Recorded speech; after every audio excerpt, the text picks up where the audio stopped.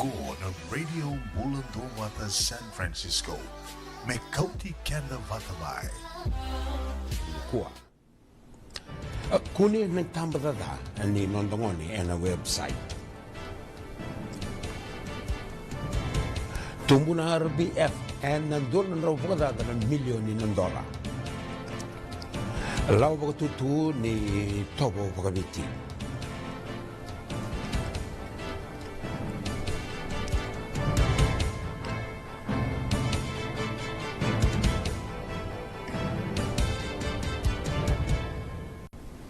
Waritaka na vunilawa o si Romy Turanga ni matintu ka Amerika sa kuni rota ni vitunong dolu na itambadada membaleti iran no nondongoni mo na liwaliwa sa website.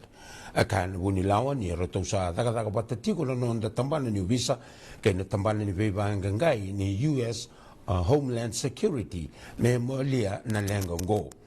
Wakarita katali na bunilawa ni waritaki na itukutungo nandun workshop kadidibaka na National Center for Missing and Exploited Children kay na US Homeland Security Investigation.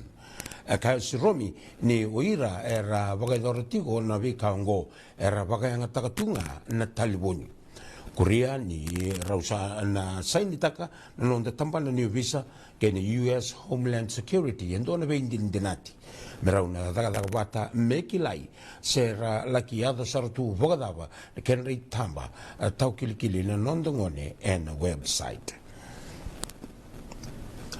Sa kadina turang Prime Minister si Tibeni Rambuka men dua na visa utotolo na tubutubo bagay labo burbura mera rokina na kena yadobiani na ve matentu yanu kara se vakatoro da ketekitiko mai nei labo ka bagarutaki kina nraki visau alla beta da kama ngoro mbuka non watsetiko ndono bagana nanu mbosileguni General Assembly ka bagadur mai New York muni madawa me sa votoka ina Pacifica me zone of peace. Rawatan ng bangga nila po mararoy na nondo banua na Reserve Bank of Fiji na tumbulewun doon ang raw karua $1 milyon ng dola. Ang baki bagay labo may maidawa ay katulong sa bulo ni Chulay ang baki yung go ronandolo rosang bulo katulong. Na tumbulewun doon dua may singgambaw rawatan na Reserve Bank rawati na buko ni tumbo ni dunduy ni kaukawa bagay labo sa na interest rate ni market ni labo burbura kena mani ni taki na nonde labo and foreign reserve ka laki wakatumbu taki kena vei vanua ni nonde wakatumbu labo sa soli na labo ngo kina matentu and mataka ni kuwa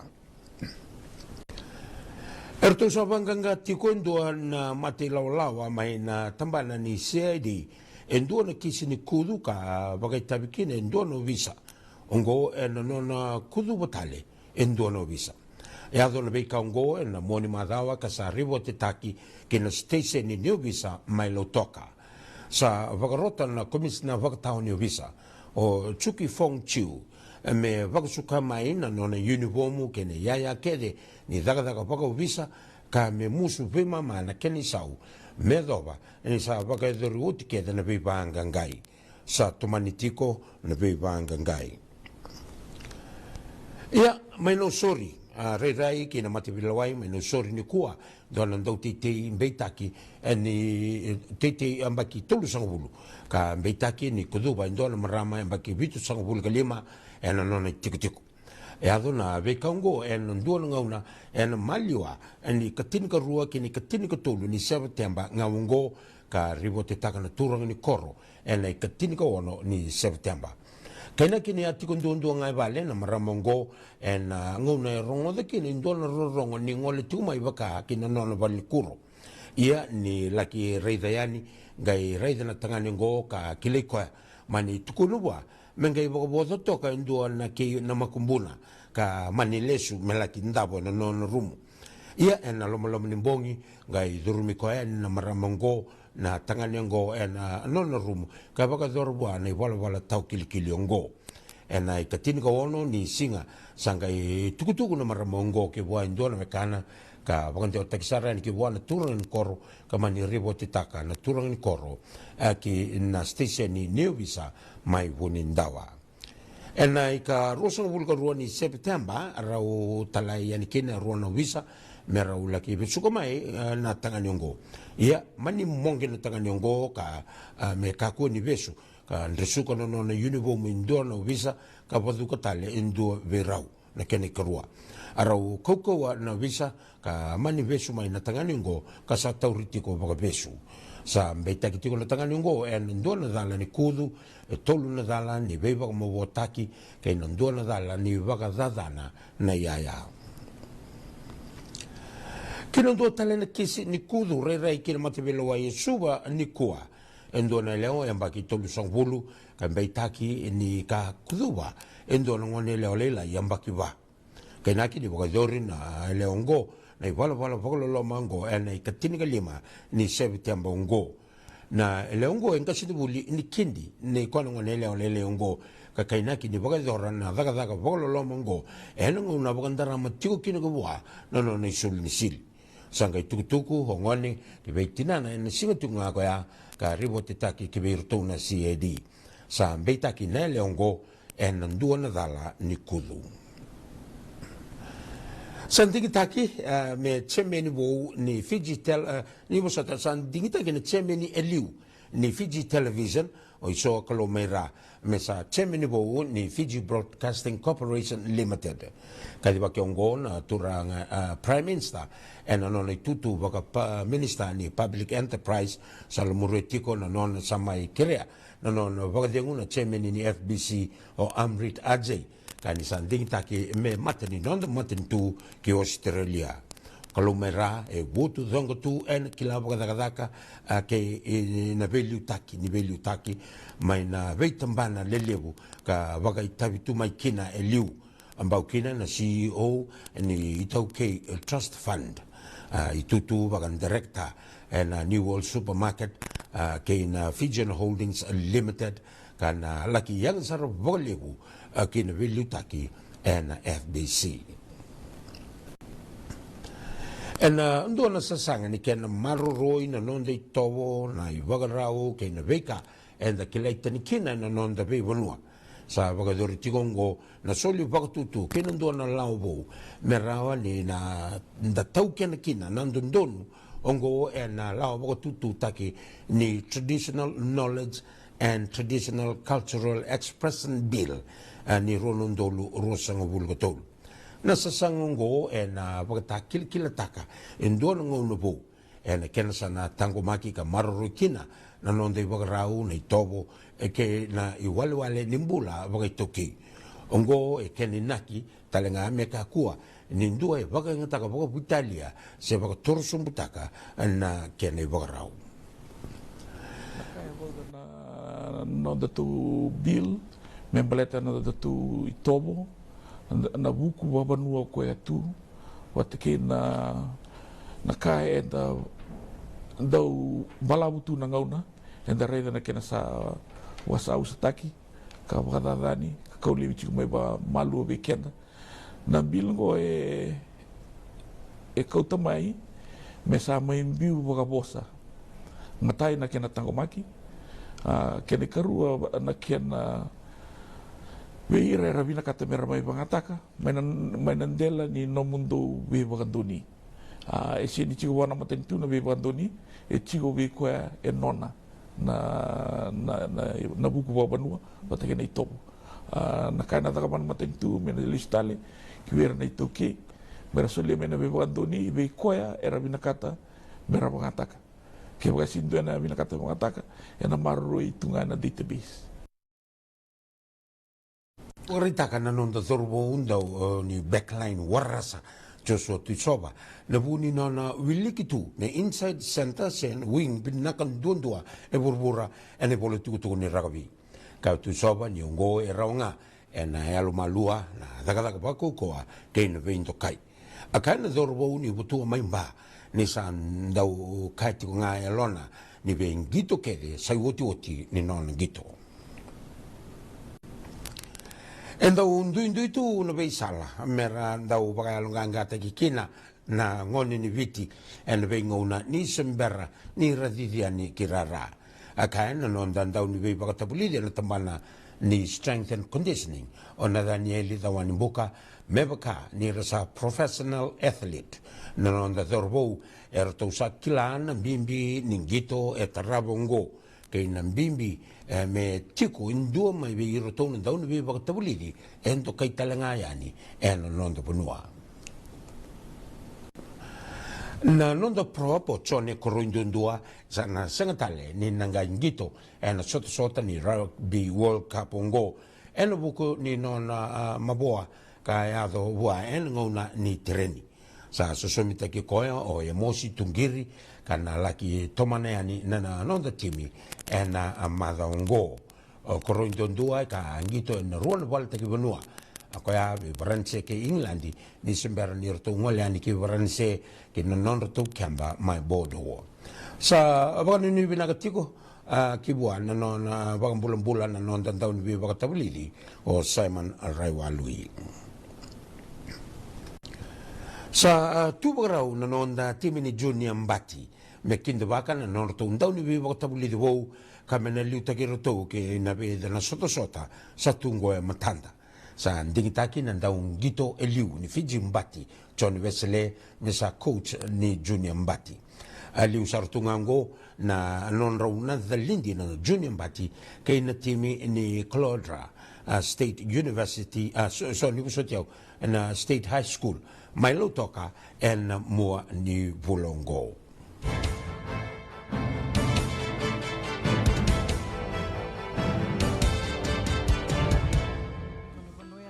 na dhawi kalawa kay Mrs. Titilea na itini. Wei talanota ki kina na ulutanga bimbi ka daun renre na kena wei talanota ki sewa sei ana matana lewu. Ulutanga ni tosu kiliu. Wei waka ungeti kan dau wei labeti. Rongote na wei akabin ni tu siti ni 7 na tini karoa na tini kalimana miniti wei kemandoi viti.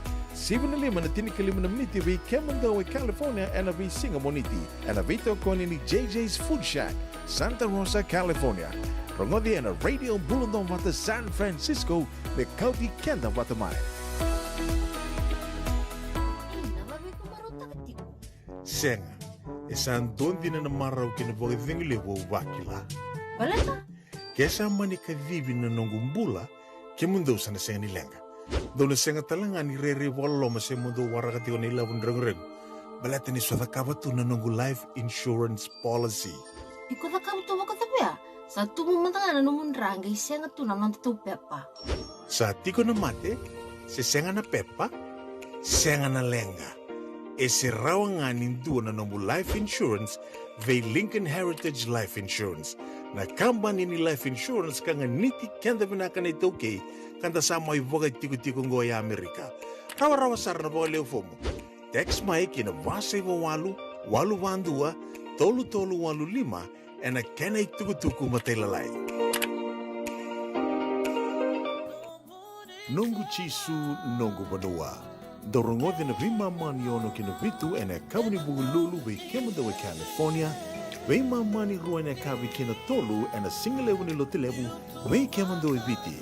E warotaka na New Methodist Christian Fellowship USA. Rongode na Radio Bulandovata San Francisco. Me Kauti Kenda Vatamai. Hey, do ba ka tulot ko? Do sa alo pala mo din. Sa permandangan to buluboling gayaw talito ni stoa. Tolako. Sabi niya ako na store, wala ka tungang maulimat. May binaka ni sa tukets nga kina nagkatungan reba, may paleta na nato ito ilalako. May binakasar nga. Wala roti karibate ni kina. Dato birito na bisi nga nagkarimate ni. It means kaya na sausage roll. Gaya rito makuntal nga nabukas ang ibukas ang lemon na bisi. Karatal mo na address. 4525 Montgomery Drive, Suite 2, Santa Rosa. Do ba ka parang chubeka kina do na ako ni matubale, sinong do boli nga ba ka matawa? Wala ito mada kina mauli mada. Esa tu kede kina na yaya ni kakana. Yaya ni ti kina bikala lai tale so, kanda un renre na kunea. Artu raw talaga ni kota nom ni boli ke ba ni tigo man na marin se Sonoma County, kan renre nom ni vila baki, vitar tarani kina napani taliboni, 125 saiba. Vitu tolu 5 vitu na kena ituku matay lalay. Mauli mada, 25 Montgomery Drive, Suite 2, Santa Rosa, California. The toka, the komba na kena dami-dami. Wakatiringa lala, sabsaba, kangai waindonu na yangona, ena San Bruno Kababa. Nada ba? Tukun tali mo Na San Bruno Kababa, ningali mai ni mai kitogole manda na ngandi kale busara. Ersama ibukan dina taga katalay taga na manggosa kay na banga sakit tilibing garabi. Toka sarangan na lomundono di tao ng San Bruno. Wala kata na San Bruno Bus Station kay nararana wang gabulewo na San Francisco International Airport. Kuno binakatalangan di Waraki. Kendo may bitala biruto ng walibiti. Se do may bitaba ki biruto na sanggay ngole may kimerke. San Bruno Kababa. Ono Toluseva, San Mateo Avenue, San Bruno, California. Dola na bay singa man doon na koloka na singilevu, kinatinikan doon na koloka na bongilevu. Ena radio mulando vata sa mai botongo ono na miniti me bana ka loko ke raiti kuno mini bebo soti ia kani marau ninda mai sema talitiko nda mai sema rau talitiko ena nonde wa siningo no vatongo ena kavi vina kani moniti ne kerusanga bulu kalima ni singa di bulu September te kubutongo na bulan bota bekito ena bono lebongo Amerika sena si burburongo sa te kubutiko ningo tolu na bulan do bakile tukina na bulan bota to tokanan raki to tokatelangani nagai tika bu bakasarawa ni ngona kena bisa na roka ni wunikau na ronikau kena sana tika bu me bakilai mai bakamalua nan rakim batambata wakambula tika ni se buru dawo ni se matika makina and kabi benaka ni moni tendendai to city bekemni and be se buru taliso unita ni bulan benaka tiko doanga na ka ondo kirondo be me va kitiko kino yani sa tiko bu mai na batambata sa tiko bu batatal nga mikina na allergies weekend na sando bakila tiko na allergies ko nga kirondo be tal no ta kitiko yani kitupe baby ti sendando kilato nga tinga na dato be mate ndo kene kitunga na badataka sena mate taka ya ike sanda ge me bakila na kena duin imbada tiko na cold tiko na flu o tia sange tiko yani na allergies ya so keto sa baka me sa normal tu na allergies yanda wakilani sa tiko mai na bule bottom bango kasaranga sa sala watu tu mai ya ken allergies kava tunga ni chilo sonangona sa butunga na udu na wini mata laku tunga sa watu ya baka me sa mai normal tu kanda baka vini bina kutukina ni na tu talinga na bika so rauninda ngunuba rauninda kania me rauninda na mo soe tukina tosu vina katunga kina nambula na visinga. O sureti ke mani o tina 5 na tini na miniti ni rongona na maki ke Mrs. Titilia na tini o na thawi kalawa. Na kavi ni kua me wakai vitoko ni tiko kina na JJ's Food Shack. Da waka vina vina katiko na non rito lama soli. Waka vina vina katalitunga viki mani nandau siama tiko mai na visinga viki mani nandau wasetiko yani na nonda watabatongo ka nisando subscribe talitunga ke to waka reida tiko na wili ni Leonie Vanua sena i tauke sena matapu wale o ni sando subscribe tiko kina ni to YouTube channel sa tosa daki sar tiko na wili dua tiko na kana Leonie baka binibinaka ni to baka binibinaka tiko na nomuni be toko ni da baka binibinaka talitunga kina be kamba ni so karabe toko ni tiko mai na be songo so na nondra loma soli na nondra rayawa karao ni mai to ya butaki tiko kina indona nonda bata na radio mbulando bata na pano Livongo San Francisco America merawa ni da buki tiko kina na itoke kanda sa ngole mai da sa mai wanga rambula senda Eroni tuku nanda may bangga rambula senda sa ngole may baka matapu bale menda sa may baka tiko tunde ana pono Livongo senda ngole nga may baka teki kenda se baka be otini me may sangay mandanga vida na kalalai enda navu tukina me baleta na nonda tiko may viti na non retombulang nangone ko ya tuku ni tiki nanda may bangga rambula tiko na nonda may tiko ana pono Livongo kanda baka vina ka tiko kina na vi songo so me baka na Regional Pacific Islander Task Force bakatalitunga kina na Ethnic Media Services na Sonoma Department of Health na Alameda County Department of Health kena be tambana taliso erando vito ko ni tiko mai na kena didi wakitiko na nonda bata na radio bulando vata San Francisco meko tikanda vata tiko mai namni to kani go na vuninda ko na sibina vai na tini na minitin da na ronga da tikina na iwasininga na retondo vito ko ni tikina bakarota kitiko mai na Regional Pacific Islander Task Force endo songa ni tukutuku ertongan draba me mai bakasabui tiko yani me nda bakarara mata kitiko ni kina na itoke kanda samai vakitiko tiko e na vanua lewa ngo Amerika ninge na nama ki tiko mai kina. Ia na ngona matanga ngono via wakambula tiko ani kina ve kimdo ke sara na sema tiko mai ne kavini kua au ni taka ni teko vo vena tiko na madhao ni venga ravi na madhao ngo ndo tale na madhao vo ndo tali tiko na vula vo kanda wakana mata tiko ani kina dhawa tiko na vula ngo e na madhao ngo e na moni madhao ngo wakanuni vena tiko ani bula vena di Ndreu wakatala kina ve Alice Ngalo bula vena Maramanaita wakatala kina ve sista ini se nger tambua nimbula vinaka wakanuni vinaka tiko ani ve kimdo mai Sacramento wakatala kina ve Karua atea wa Ningola nimbula vinaka neita sandende wakambula tali tingani ve Maramatau LJ Vindiri au nitaka ni nimbula vinaka tiko tau wakatala kina ve Nina Magun sengatala ningola da tiko kina ndona nonda toka ningo endo sema tiko mai Afrika no ve singa nimbula. Thank you for tuning in. Copa, that's all I can pronounce. Thank you for tuning in. Please share our page. We are honored to have you on our show. Bula vinaka Maramatau ke lera na sovi wakatal ngā kina ve Karalaini Leoni Mbenga ni bula vinaka kai Filipe Kamakorewa au ni taka ni ndo bula vinaka tiko mai San Rafael wakatal ngā kina ve kawa ya na kaudhiri bula vinaka nei tā wakanui vinaka tiko ya ve kimdo mai Bigori Hawaii au ni taka ni ndo bula vinaka tiko wakatal ngā kina ve Mrs. Titilia nei tini ke kimdo ke sara mai Ronald Park kimdo mai Navato wakanui vinaka tiko ani sengatalani ndo ngule da vitiko na sere kataravungo Maramanaita sere ana vakananda kuya sandende ko ningai re mai Maramanaita ni takani ndo bula vinaka tiko vakatala kena ve simeli bola vakanuni vinaka tiko ani ve kimdrono vitukani mai Petaluma au ni takani ndo bula vinaka tiko vakatala kena ve Chemesa Kufele vinaka vakalevu Chemesa na sema tiko mai ne kavini kua ve vakambula tiko ani ve kimni na venga ravi tiko na ve bono ni venga ravi oni venga raviti kina na kavini kua na se bura davanga o ni se matiko mai kina au ni takani ni bula vinaka tiko.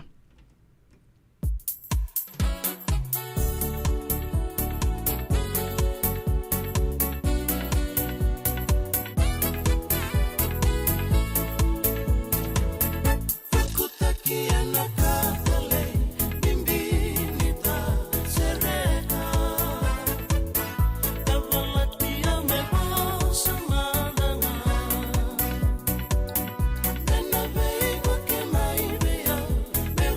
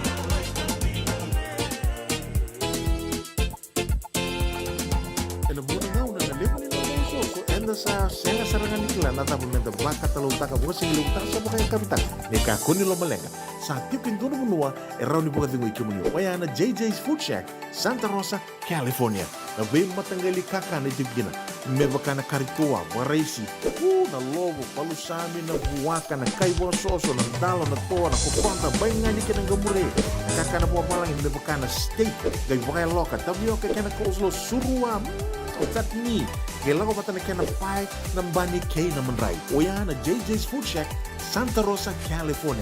Era sarang ano direct message virto giring akin na bitu sa iba bitu tolo dio tolo doon limono se o nga wala sarang alito mi kumay na nomota na dio maluma Billy Street. Oya e Santa Rosa, California. Era talang ani rito ulit dilibot na kaya na kaya mukatalo wasing lebo sa mga kabin ya may Santa Rosa, Kinavato. JJ's Food Shack, Santa Rosa, California. Beba kasar na. Paniray na tokongo na kenay ray dua ngana rukuni buni kau, dua beiran yang tinggi taki, Reverend Aminio Balen Rock. Tama kamay na nonton programu Bagamadawa na toso ni ngauna. And bengarabi ni City Veni Raturla. Singa buglulu ni Sibuna Bayan na tinamniti may kiamo ni Amerika. Singa lutule ni Sibuna tinikantua and tininamaniti may kiamo ni Maiviti. And Veto Koni ni Divine Group of Companies. Maolimat kay na San Bruno Cavaba. Namaka and a Radio Buladong Bata San Francisco may kauti kanda Bataman. Doyan Robina ka naman raman na ita. Do samba di ba kusa-kusa iwe? Yandra na ita. Kita sili katalaw mande na Orange Lounge. Maleka. Warasan ba di kata-kata pinakasartunga toboy siyang pambakaw. Ngay way dala tukin ng bata. Koe serengan kori. Sonong ngona santa pinakat serengan na kenta kakana. Di na to zoko. Kaya kita sana berata ini bagai singlebu, kita sana gali bagai kabin ngaya ni kena. Na Orange Lounge, katalaw baga singalebu sa bugay kabi, baraw tayo ito baga manggo sanggay totokan na buno ni kana. May namenda to ito ni ti, kanay baga singalebu sa bugay kabi, may baka na baga sa kera, na sui, ikatabu teke, roro baga lolo, kay na vida tale. Giraraw mo kila na menu ni singoya, na Orange Lounge, tolo-tolong dua, Orange Street, Santa Rosa. Yung dua tala na tamang ni Bingarabi ni Divine Group of Companies. Dola may nawal na kaloka na mataka, kinawal na kaloka anambongi moniti kina singatambo na Orange Lounge. Tolo-tolo dua, Orange Street, Santa Rosa. Ang environment may bakarita kaya ni mundo may na South Bay, San Jose, Mountain View, Redwood City, San Bruno, San Francisco, kaya na vivo na volikata, ni sa tikong going doon na nonda tuwing ngandi-ngandi. Na San Bruno Cavaba, dala kumantangayan ni tali sota tukina kavikilay, eralibu talitunga ng duipay kay karandongole di kina, kanto na kana non retalitaka. Na lebu ngona ni non retalitaka kina wasi binibingarabi ni turang Tower Rakesh. Samba uli kadiwa kitumay kina na Crown 4 News katambaki talitunga and the San Francisco Chronicle. Esa mabawa kay rongo-rongo saranga. Kendo vangar tano tiko senaya ni angona na sote singiliti ni viti na kwila ni viti kena sotali ni yaya lalai bebakane uku kuni vale do may raito manda and the San Bruno Cavaba. San Bruno Cavaba, ono Tolusaiva, San Mateo Avenue, San Bruno, California. Taong dola may na doon na kaloka ng singilebu, kinatinkan doon na kaloka ng bungi ni Moniti, kinasingatambu. Radio Bulando Vata, may kauti kanda vata may San Francisco ki Burubura. Sema may ngay wasayani.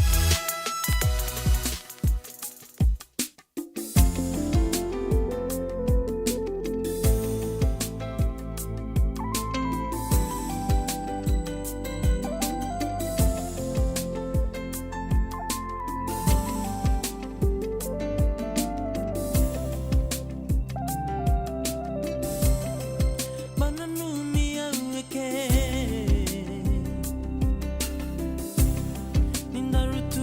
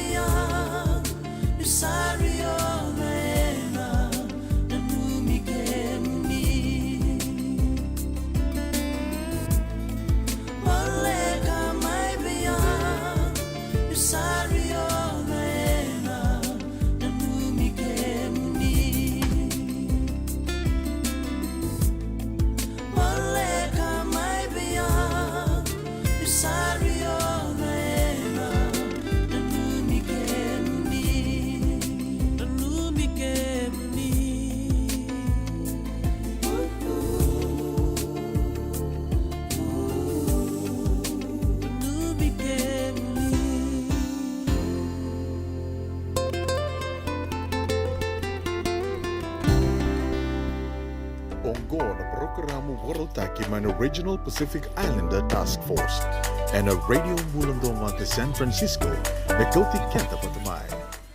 Ina radio Mulundua wata me wakawa wakarita ka tikani ana I was in ngauna da mai veto kondi tiko kena na Regional Pacific Islander Task Force dona songo ka da ulungi ana wakalibu tiko na non da wakararamataki na non da buki tiko na ngole mai ina be matani tu me na wasa Pasifika ka da samai wakitiko tiko ana vanua livungo Amerika gona tambana ka vinga rabi tiko be kenda to California na Regional Pacific Islander Task Force endonga na itukutuku ertonga ndraba mai me mai kadhi Kiani, go me balata tinga na kena sangai tiko me nandua na nonda workshop me balata tiko na TB.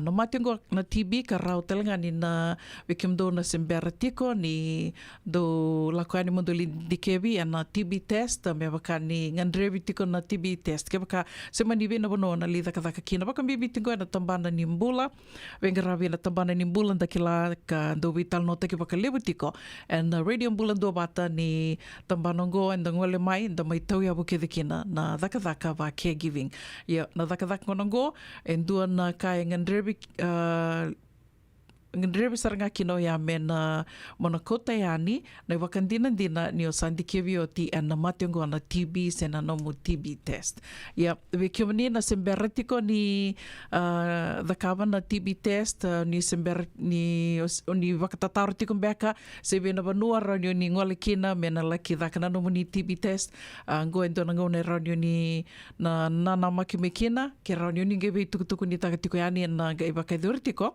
and na bula o kotoba ona ge bakadi takatalani na tikini singa ia sa mai kito vina katamandanga muni na kilatiko ni sa nabudi tiko ni na bakaiduri na bulo o kotoba na tikini singa ena ge bakadi takitiko yani kana bakaiduri tiko ena non retu balni lotu o talatala liseni angarase koia monina ge nana makitiko mekina e vida na rto vana songo lotu sa mai lewena tiko na songo ka wakatokai tiko na Fijian Health Ministry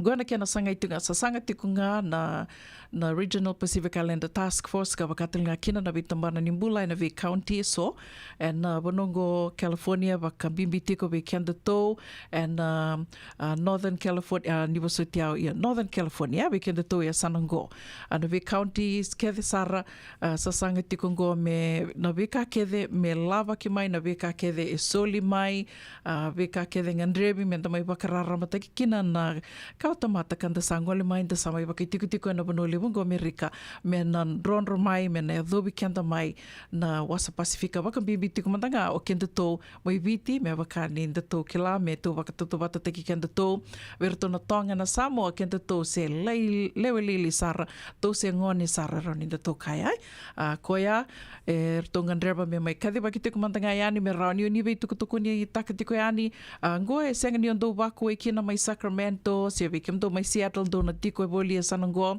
na buku ni daka na bulo kotoba ni se matiunga mai na kai tukuni ani na tikini singa na ndui tiko na singa wakaruai kana laki wakaidur tiko kina wambo tana wal ni lotu tiko mai Windsor na wal ni lotu ni kartondo laki lotu tiko kina taltala lisini angarse kartona nona e wawakoso ya na wana isungu lotu ko tukune tiko ni ngorto sama lewena tiko se ka ronika ni sama vidira tiko kina na Fijian Health Ministry o ya na kena nivo Petaluma bakatela kinorto na Fijian na Wesleyan Church i Petaluma, kerto na Fijian Ministry, mai Petaluma talinga. Arto na leo tolia ka wakatalitunga kina na isongo loto ni talatala lesini angarase. Na vana isongo lotungo, erto samai do batatiko ka sadide bakitiko kina na Fijian Health Ministry. Ia aubia bakandi takani ni senga ni kene mbale au ni waku e kina na leo ni resongo lotu tale so. E senga ni vau ya. Ngo me didi tiko mantanga kina na vika kede lako mai na vibu ke kede na vika e ngandrebi se na lava ki mai se so na kambia kene soli tiko mai. And then wakai bota kede kina. Senga ni na waku e kina indua. Koia ni ndo wakai dhuri bango na soata se ndo mbeka na wuli se na pe wakararama mataki na wakaidhuri tiko na kadhi wakitiko yani baleta ni da sureti kadhi tiko kina. Au mai wase tiko ningo baleta ni wakaidhuri ndo na matai sarngani Health Ministry, Fijian Health Ministry Fair, ka wakaidhuri me ambo mai wakaidhuri tu Amerika, wakaidhuri me pedaluma na bulo tune, ngai leo tolu sanga bulu sarngair to adharau ni kina. Waka sama tak mandana kenda lewe na lewe ni wili ni toke sa tongo e lewe tolu sanga bulu walangar to ai adheani an singoya ka erto erangole ani na lesi mai na vitambana ni mbula oroni ka na vitambana ni mbula ke desar mbuleta na cancer na tumbu nindra na mati ni suka bo ado talinga na dalinga na kena lakindi kebe na dalinga wakatalinga kina na hepatitis B ke na vika ke de vau ya koe o tukuna kina na vitambana ke desar ni mbula wakabonga na mbati ke na matai ya koe a ki tau savital no tiko kina au sando wakareitaka tiko virto na numi tiko ngoe ndona kai ngan rebi tiko wakalibu be ke to na itoke na kena wakararota ki na kena ndikebi na mata ke na mbati balete ni ndekilatu e sau lebu ke senga suti ni rawa me wakana nonda ngole ani ndalaki me laki ndikebi mbeka na ena buku ni tumbu ni ndra se na mati ni suka en daunre tiko na kena nondalakani me lelore na mbati se na mata ia koe a keto sabe tal no tiko kena usaba ka nuni tiko na nonda health fair katarava e sana rauni rato na tiko talinga kina na tambana merto na mai bukiana kena ndikebi na matanda ke na batinda yo ko ngai anda sa wakunu ni tiko kati ngani masu na nonda toi tostosa tiko enda wakapina vena ka tiko mantanga ni to sa mai tiko na bono livongo ka sa wakarawa takitu na veka membaleta na nonda mbula senga ni ulumbale au ndo wasia wakalevo na kenra toi tala noa na marama karto ndo wakaitavi tiko mai na nonde wasininga ona na via kabini tu city e avalata nde ona gaitha lata na vi madha warua ertondo wakaitavi tiko mai na Suva Cancer Survivors senga walingani orto na marama orto talanga na turanga lewe na talitunga ni songo ya baleta ni oira talangana turanga tubira talangana cancer senga ni rto wako e kina ia koe artonga ndo wase tiko mai orto ni senga soti ni rawa me wakate ki kenda to wike wambota senga mande New Zealand vikim do mai Australia wakadava vikim do mai New Zealand vike to wike e rawa ratuna ne mamingole me laki ndikebi wakana na pap smear na mammogram wakambimbi mandoro na rua ya baleta arona cancer ka kile levu ka ndawito bi wakalevu e ndakilatiko ia artoge wakaritaka mai na pap smear e rawa vir na marama mai viti me ralakindikebi kina ia na mammogram e senga ni waka ike na kena rawa ike au wase tiko ningo miu ena waka nui ni rau ni no be waka ungeti kina ni me toki la tiko kenta tona sa yadra mai asanango to sa yadra mai na vanuli bongo e waka rawa takitu na vika so memba la tiko na nonda lako yani mendala ki dikebi na vi mate ke de raunin da waka sama taka waka bimbini da sa me vinga rabitu caregiving da sa kilatu na mate rauni na tubi kiandai ia koea au waka nui tiko kina ni nda na vi tuku ni taka tiko yani na kena na waka iduri tiko na workshop na TB workshop na wula mai ango Okotoba kana gai waka ndi taka tiko yani o na gai bita tale yani na address ke na tikini singa na waka iduri tiko kina ndona ka endo tali kina na nonra sasanga mai na Regional Pacific Islander Task Force ke na vetambana ni mbula na ve counties ni ndando sureti menda lako yani menda levu ke o ti artonge do wakaro takatalitu na vika so me wakami doli tu mai ni wakabini binaka ni ndangole yani enda laki wakanga taka na kani vevu ke ka senga ni nda soma kinandona ka ye wakami dali so mitalitiko na nonda ngole yani ndala ki wakanga taka ya so na kai ron ndana wakabini binaka tukina ka nui taka ni ndana ve tukutuku ni taka tiko yani na nonda TB workshop bikim do mai wala ka tuko na bikim do me batuanga bikim do mai San Jose do sureti talitunga ni kina Sacramento e senga ni dua e vaku e kina na geva kandi takatiko ni na tiki ni singa bikim do na singe ngole mai do singe yadavo mai Amerika ngoendo na ka en tarongi mai na no TB test vakatanga kina immunization io Tobi tal naman nga na TB test, koya na vinaka mo ni nangay siya matika mai meranio ni na kilakina na ngauna na tikinisinga na vanua na vakaiduriti ko kina na workshop ngo na bula katumai na bula kotawa.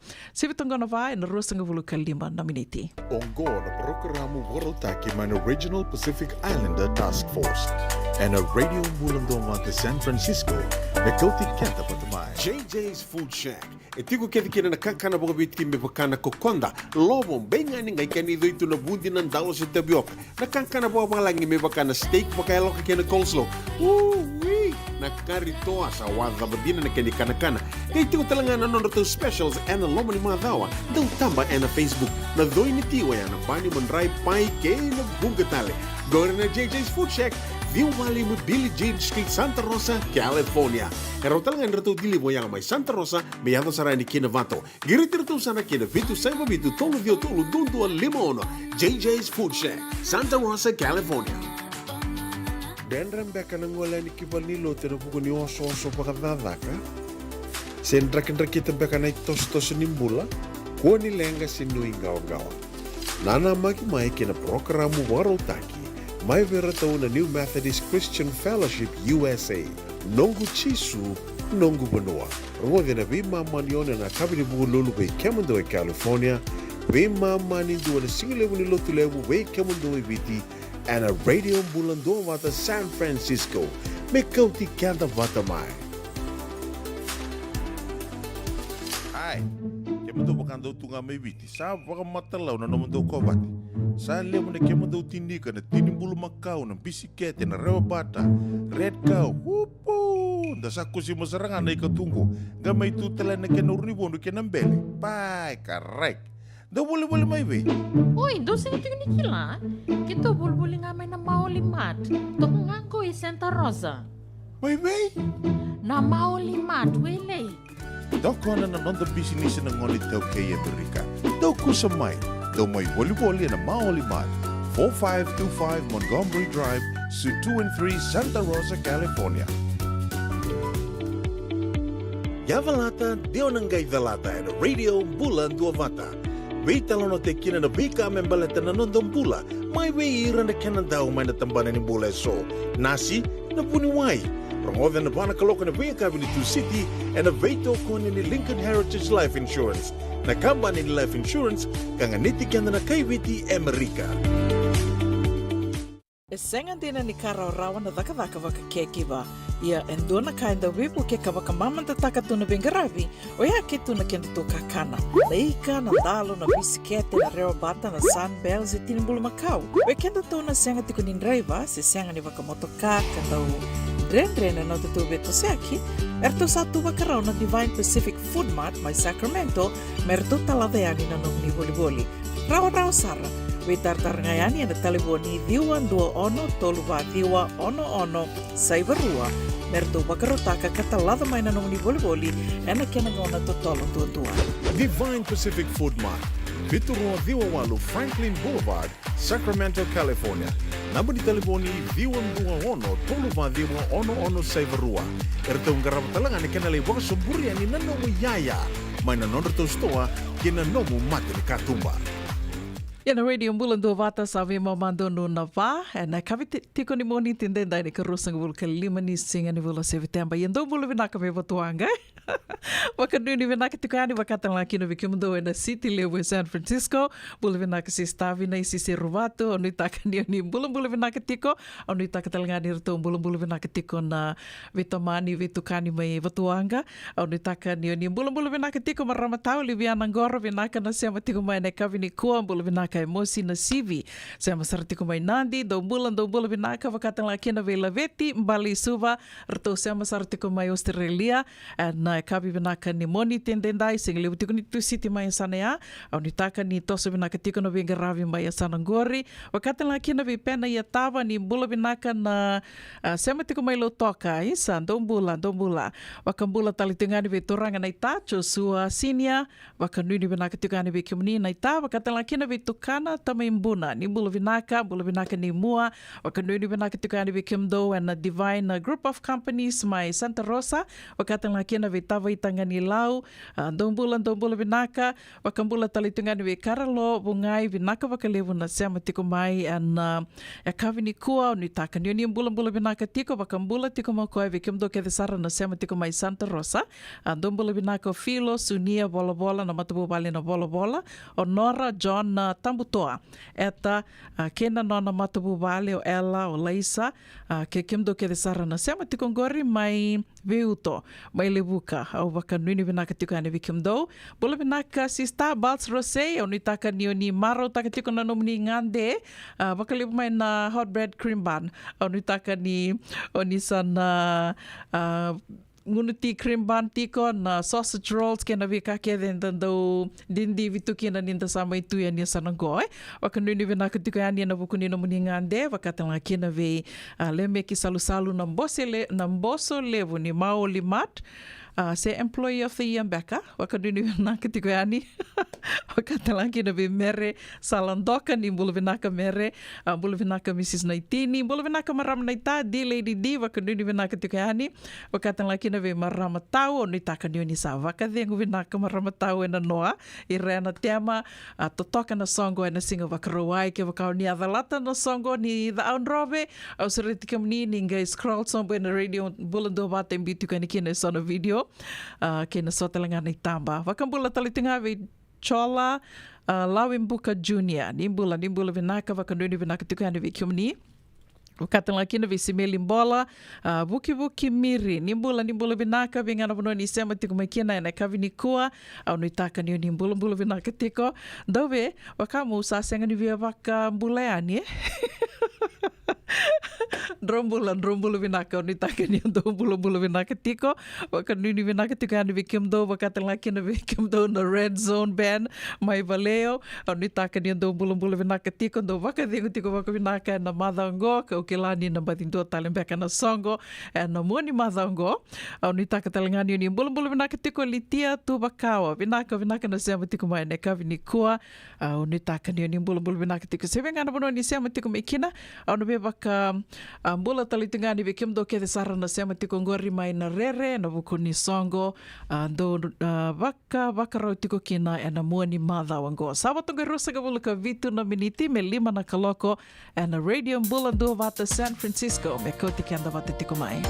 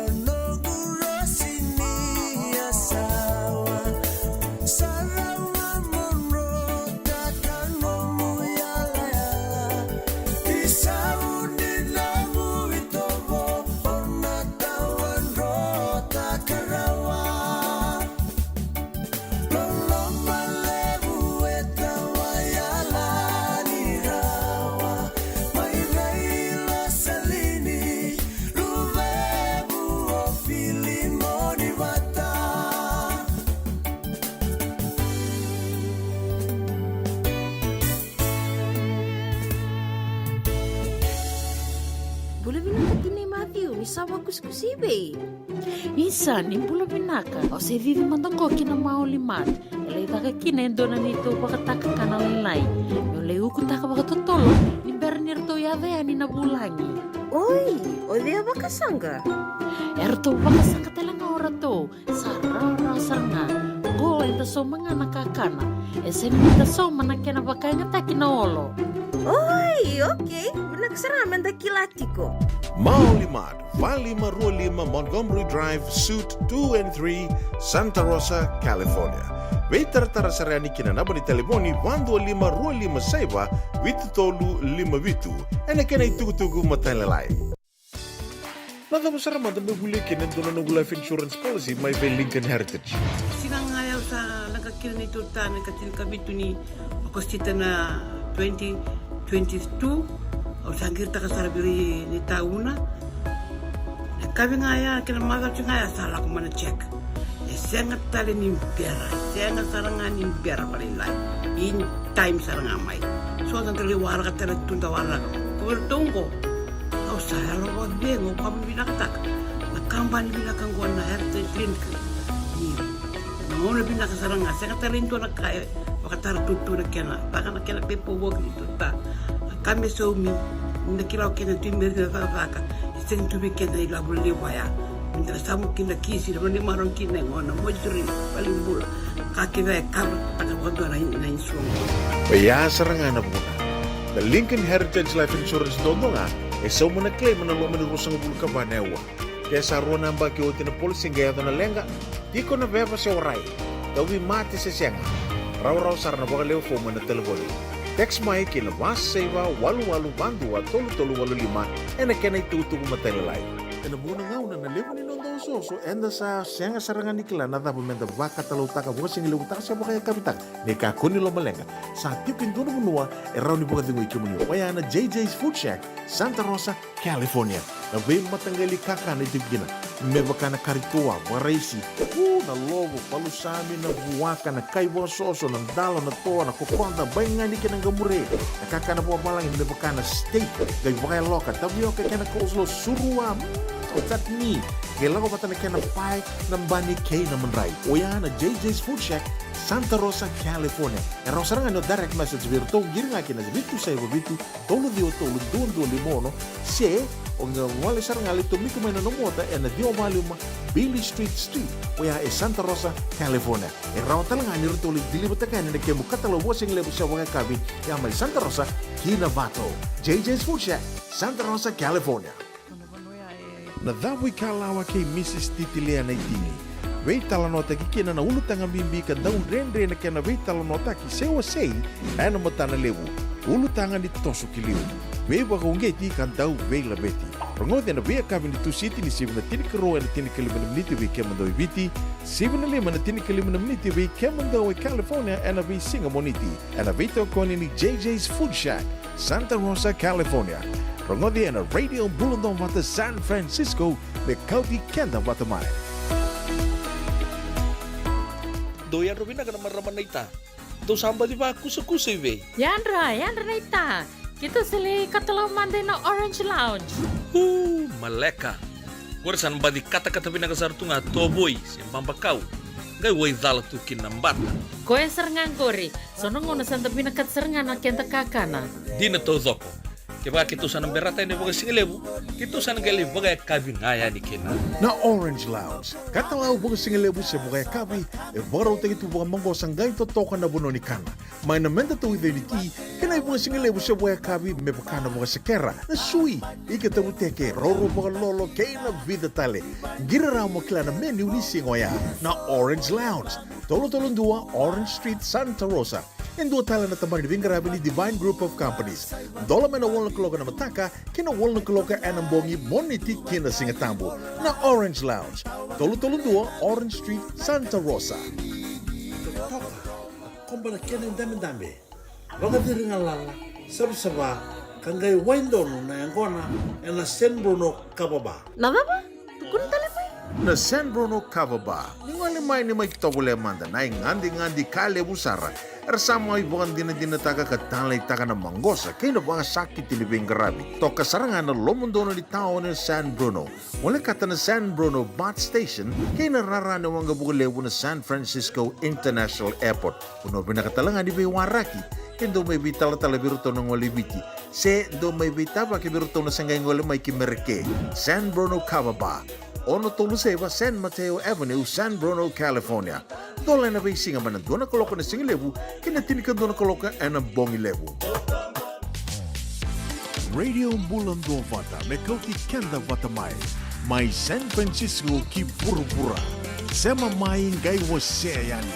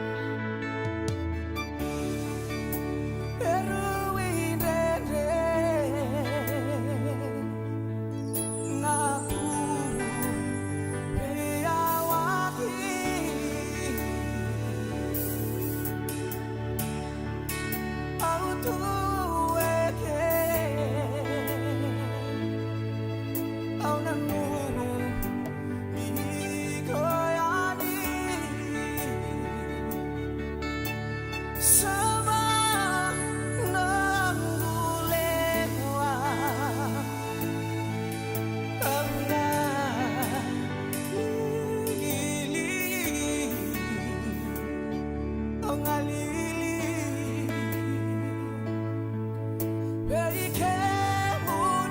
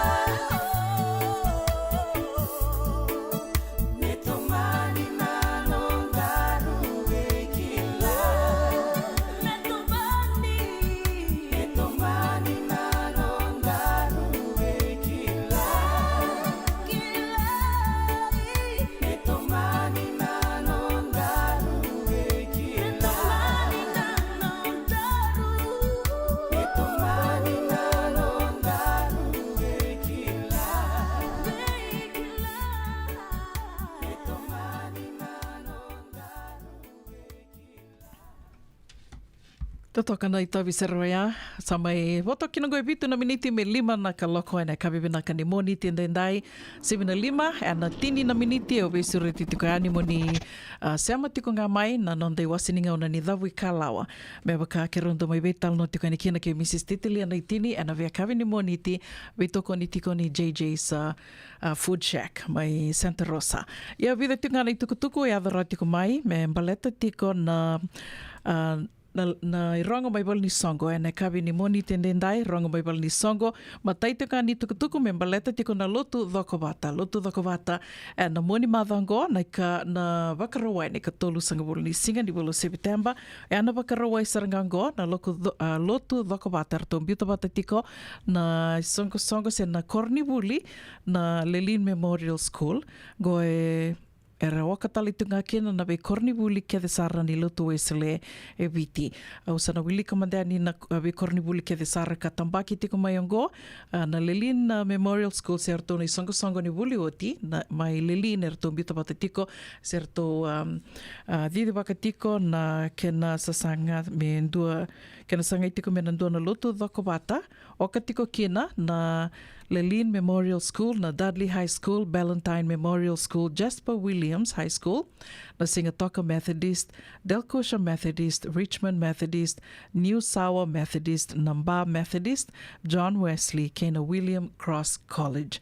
Na Kornibuli ke saroya, bekemuni na Wuliwoti, bekemuni na Sematu Wakandra, na Vitokani, na Matabu Vale ke de Saro ni sureti ke na lotu dhako batongo e na baka dhurtiko na baka rua i sarangango ne ka tolu sanga wulu ni singa ni bolo September te ka butiko na rua na ka loko na singa lebu ka na baka dhurtiko mai na wa rua walu Mendocino Avenue Santa Rosa. Wa rua walu Mendocino Avenue Santa Rosa ke ni tukutuku matela lai ninga i vitartareani na taliboni ka sambiutiko ani na tikindua ka biutiko ani na radio mbulando vata nonda to wata ngangor ninge scroll sombuyani na mbiutugani kina na namba ni taliboni ya nabuna tiko en lotu dhako batongo o talatala manasa wanga ni dhangidha kana vosa talitunga kina se vosa ni wekinda bakitiko kina Dr. Ponipate Rokoli Kutu. Tukutuku kataraba me baleta tiko ngā na Fiji Day ke na maro tiko na singa ke viti maro tiko na singa ke viti Fiji Day e na waka tiko e ne ka ono ke ne ka vitu ni singa ni bula kotoba wakarambuka ne ka ono ni singa ke ne ka vitu ni singa na wakarawai ni bula kotoba ka na waka tiko mai na Southwest Community Park o ana dua ono diwa walu Hearn Avenue 1698 Hearn Avenue Santa Rosa teko tiko na songo wambuta e na tini na kaloko e na taka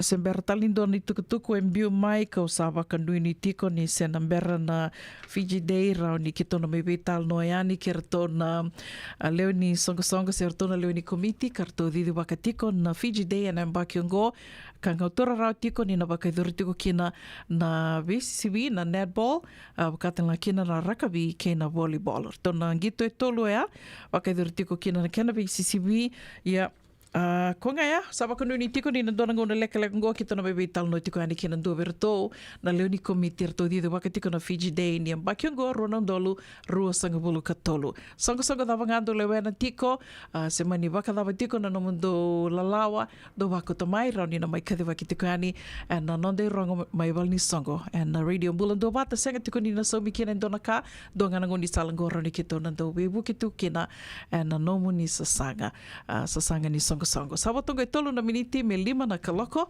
at radio mbulando vata San Francisco. Me kauti kanta vata tiko mai ko surit kamni na nama kitinga mai 7 na 5 and na tini na miniti. Kira na bebe tal no tiko ni kena ke Mrs. Titili na tini and na nonde wasininga na ni dhawi kalawa ka bitoko ni tiko kena na JJ's Food Shack. Na dhawi kalawa ke Mrs. Titili na tini. Veitala nota ki kena na ulutanga mimbi ka daun rendre na kena veitala nota ki sewa sei ana matana lewu ulutanga ni toso ki liu vewa ka ungeti ka dau veila beti rongode na vea kavi ni tu siti ni sivna tini karo na tini kalimana miniti ve kemando i viti sivna lima na tini kalimana miniti ve kemando i California ana ve singa moniti ana veito koni ni JJ's Food Shack Santa Rosa, California rongode na radio bulundong wata San Francisco me kauti kenda wata mai JJ's Food Shack e tiku kedi kina na kankana boka biti me bakana kokonda lobo benga ni ngai kani do itu na bundi nan dalo se tabioka na kankana boka malangi me bakana steak boka loka kena coleslaw na karitoa sa wadha badina na keni kana kay tiku talanga na nondo specials and the lomo ni madawa dau tamba na Facebook na doi ni tiwa ya na bani mandrai pai ke na bungatale gore na JJ's Food Shack View Valley mo Billie Jean Street, Santa Rosa, California. Karo talaga nito dili mo yang may Santa Rosa, may yato sarani kinavato. Giritiro sana kinavitu sa mabitu tolo vio tolo dundo al limono. JJ's Food Shack, Santa Rosa, California. Dendram beka nang wala ni kibalilo tero buko ni oso pakadadaka. Sendra kita beka na tos nimbula, kuha ni lenga sinuing gawa-gawa. Nana mai kina programo warotaki. Mai veratau na New Methodist Christian Fellowship USA, nongu chisu, nongu banua. Rongo na bima manione na kabini bugu lulu bei Kemando e California, bima mani dua na singilewu ni lotu lewu bei Kemando e Viti, and a radio bulando wata San Francisco, me kauti kanda wata mai.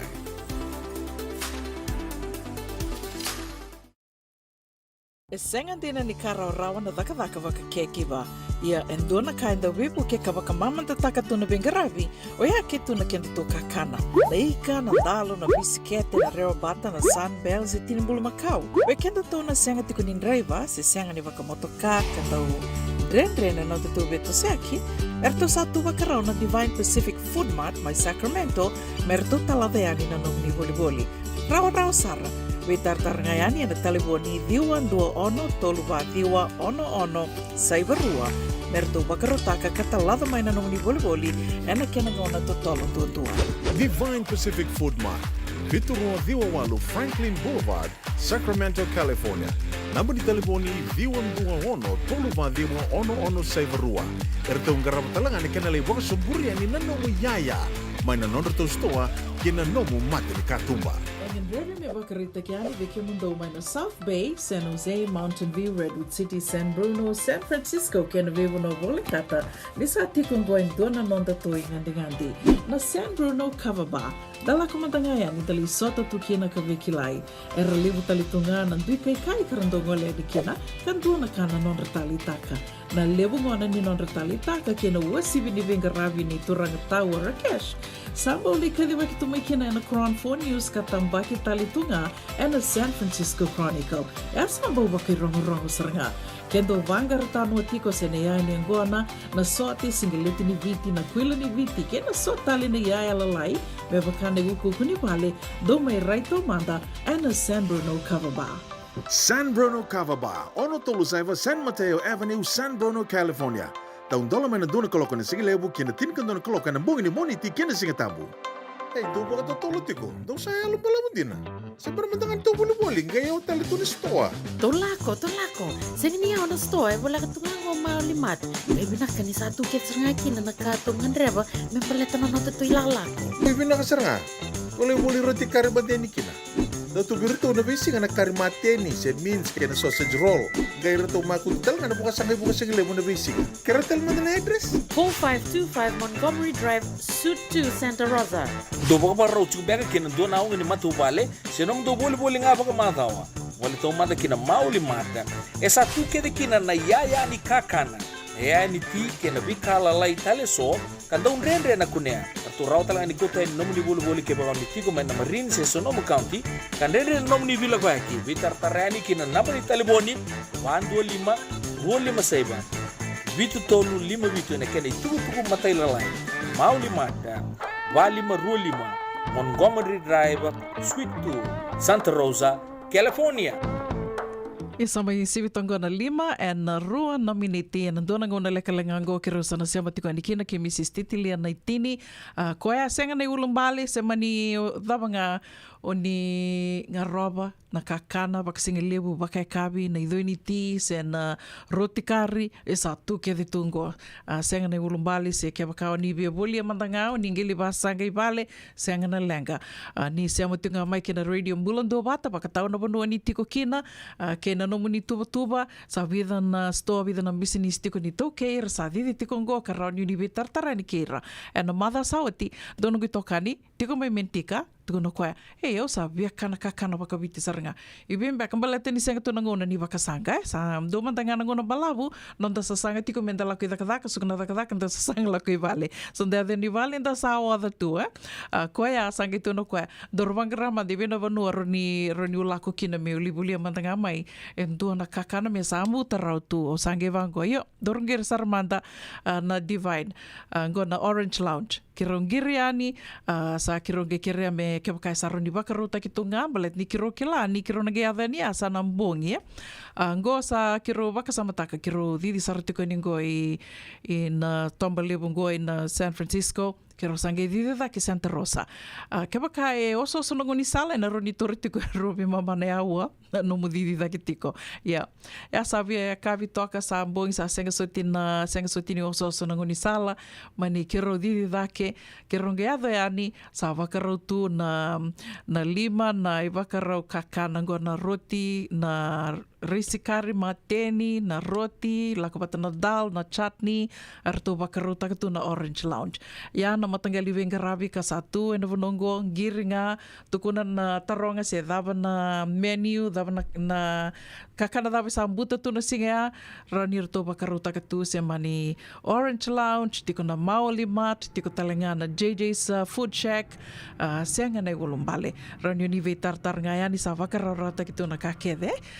Sa may sibitongo na lima na vano miniti, doon talimando ng tasere, ni Berni ngay indarongode ani na nondi wasiningo na vata na dawi kalawa, ono biya bakambula tiko ni kina tamarisi suli nimbiao. Nimbula vinaka tamarisi, vinaka wakalevo na sema tiko may na kavini kuwa, Beba kambula tiko tamarisi, we komunike de sarna lube viti kanisa wakai tiko na vanua levu o United Arab Emirates. Nimbula vinaka na valke embassy waka nui vinaka tiko anabi kiomni waka bimbi wana turanga na ambassador Mr. Naipote Katoni Tambua waka bula talitunga gobe rauna nona vitina ni Mrs. Katoni Tambua ke Rusia te Katoni Tambua mai votu levu mai nandi. Dombula vinaka na sema tiko mai na kavini kua wakata lakina vitamai Veto Junior bula vinaka tamai Veto sema sartiko mai Roy sabu isa. Dombula vinaka bula tamai Veto tinai Veto ke Veto Junior vinaka vakalevu na sema tiko mai na Parataisi wakata lakina vi mbui sala katia dombula vinaka na sema tiko mai Santa Rosa wakata lakina ve api salome bunisa nimbula vinaka ni sema tiko mbeka me ve api salome wakanuni vinaka talitungani vila veti mbali suba mai waga New South Wales wakanuni vinaka talitungani vikiamni do tale na madha wongo via vina numitiko kwerto venga ravitiko virtona venga ravitiko e na lotu bata ki Malevani me maro te ki talitunga kina na madha wani MYF vinaka na sema tiko mai na kavini kua na vitiko ni lotu erasa waka duri rawa tiko na tiko e vitu kara teka butaka na ngone ni viti kara ngole mai baka dhaka e na nek isa totoka bakoti era senga walengani mai dhaka era baka tumbu lotu talenga ngona tiko e so mai waga Juni Dabo Swan unuitaka ni usada butandono tika abo sotia woyano mai Hills Patton Forbes Parkes Hillston K Griffith dombula vinaka usava kanduini vinaka tuyani vikem do ke de sara kemni ke de sara na lube viti ni sava kai tiko ngori mai na bebano ke de sara mai Australia na buku ni programu na nek wakatan la kina ve metu sela drama sei ni bula vinaka metu sela bula vinaka nau pasi panene lebu vinaka na sema tiko mai na mai San Rafael wakatilinga kina vi noken garau dombula vinaka bambuta sema talitunga mai Australia o wekango vinaka wakalevu na sema tiko mai wakanuni vinaka talitungani vikiomani wakatilinga kina vi maramatau irena teman dombula vinaka mareda lalanga vesi senga tilani ngole davitikina kimdrona vitinani mai Pedaluma na rusanga bula ka vitu Rio Vista Drive bula vinaka na ndua ki Mbumbu Joe wakatilinga kina vi Meti Roko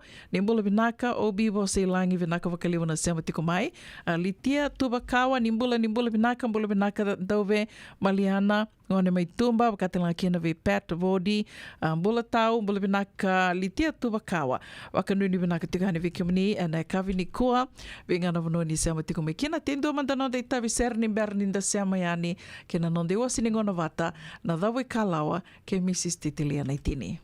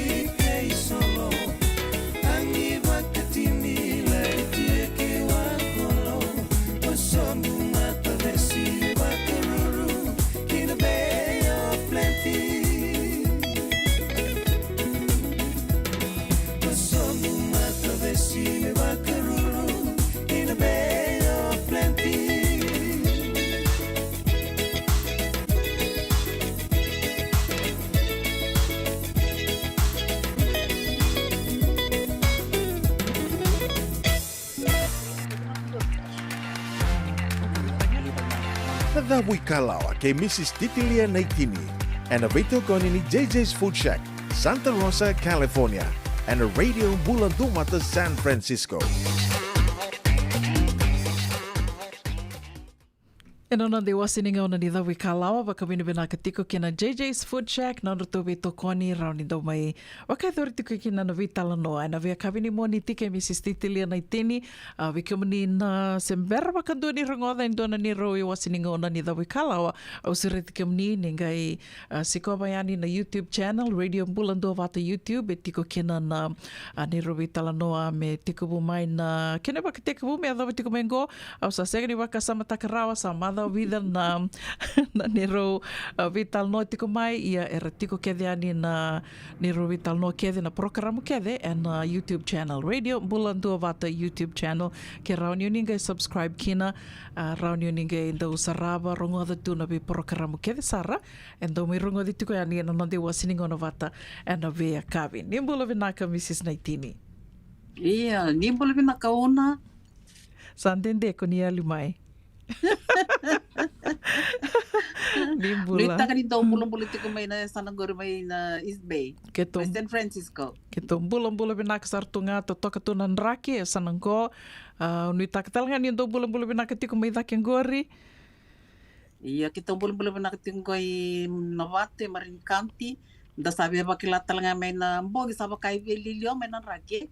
Au sabang gara sigileti stoki ni nambong berni un tavo. Iya, santa wakila saranga mai. Salamat mai kena ko bakarita ketika niya nakapakapa ni chilo-chilo na sabu-sabu ni udu na allergies gona kena raki. Iya, santa bakanu nitu. Nda ba binanga ni satu kede na kena iwali sananggo na kena wai sianga na ulumbale. Iya. Ni bia bakambula mantangabir na siya matiko mai bekendaru na kabini kuah. Iya nimbul vinaka na biokani ni do sa matiko may na batang ko na nguna batang ko na to program na Dawi Kalawa wambul tiko ni komunikasi sarna wekanda datiko bolingo i Amerika wa bibi California per na kanda tiko may viti batike ni biasi burubura we wambul kaltinga ni kem do na wekango sana wekango may nabono ono ni besus may nasesara may motorik kitong guys be semati nga na lang ni weekend go wambul tiko ni kem do Lucy Miri bitike kem do kera na matubo balin do tiko ngore may Petaluma per sona venito weka may motoriki tiko talana ken resemba may BCC may bunda may nawaka talaga nakaw may nandi arti ko boling ko sangali so tabi do virto na matakab na kaniko wambul tiko ni kem do totoka baka ki robital no takitiko na mother sauti na velonga ni Mrs. Naitini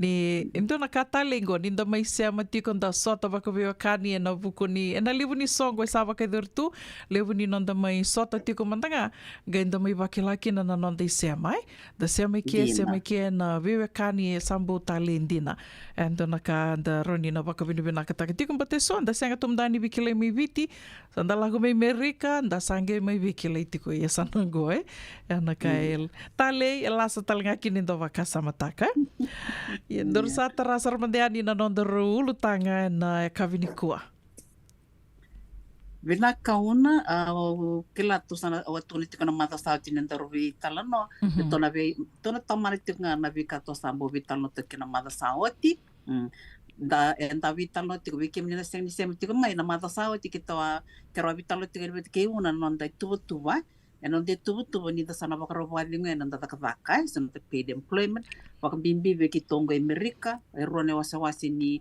ona awasi toka ni bakaro weekend na tiko bolingo mawatotolo tak nga briefly o irera bakasasa tiko wat kirasanga di bakasasa dam da satu betul kina yan toro taray na financial planning kondor taray tikana makasat na financial planning na nomui labo na bitutu tiki ni konarbaro bakadling do talaka uno na via wase na tikina yan bernin doro lanti talina yan niko uno na katum dorreda nindam biwo no talanga mai kila ni tembe bono tan otu atu kun itu nakawa men katikin mendor bitan ritaman mata sawati beleta ni te kila bina kana bola bakai labo mai viti and the kelabi na kana minimum wage rate may biti sangay itu menangango may $5.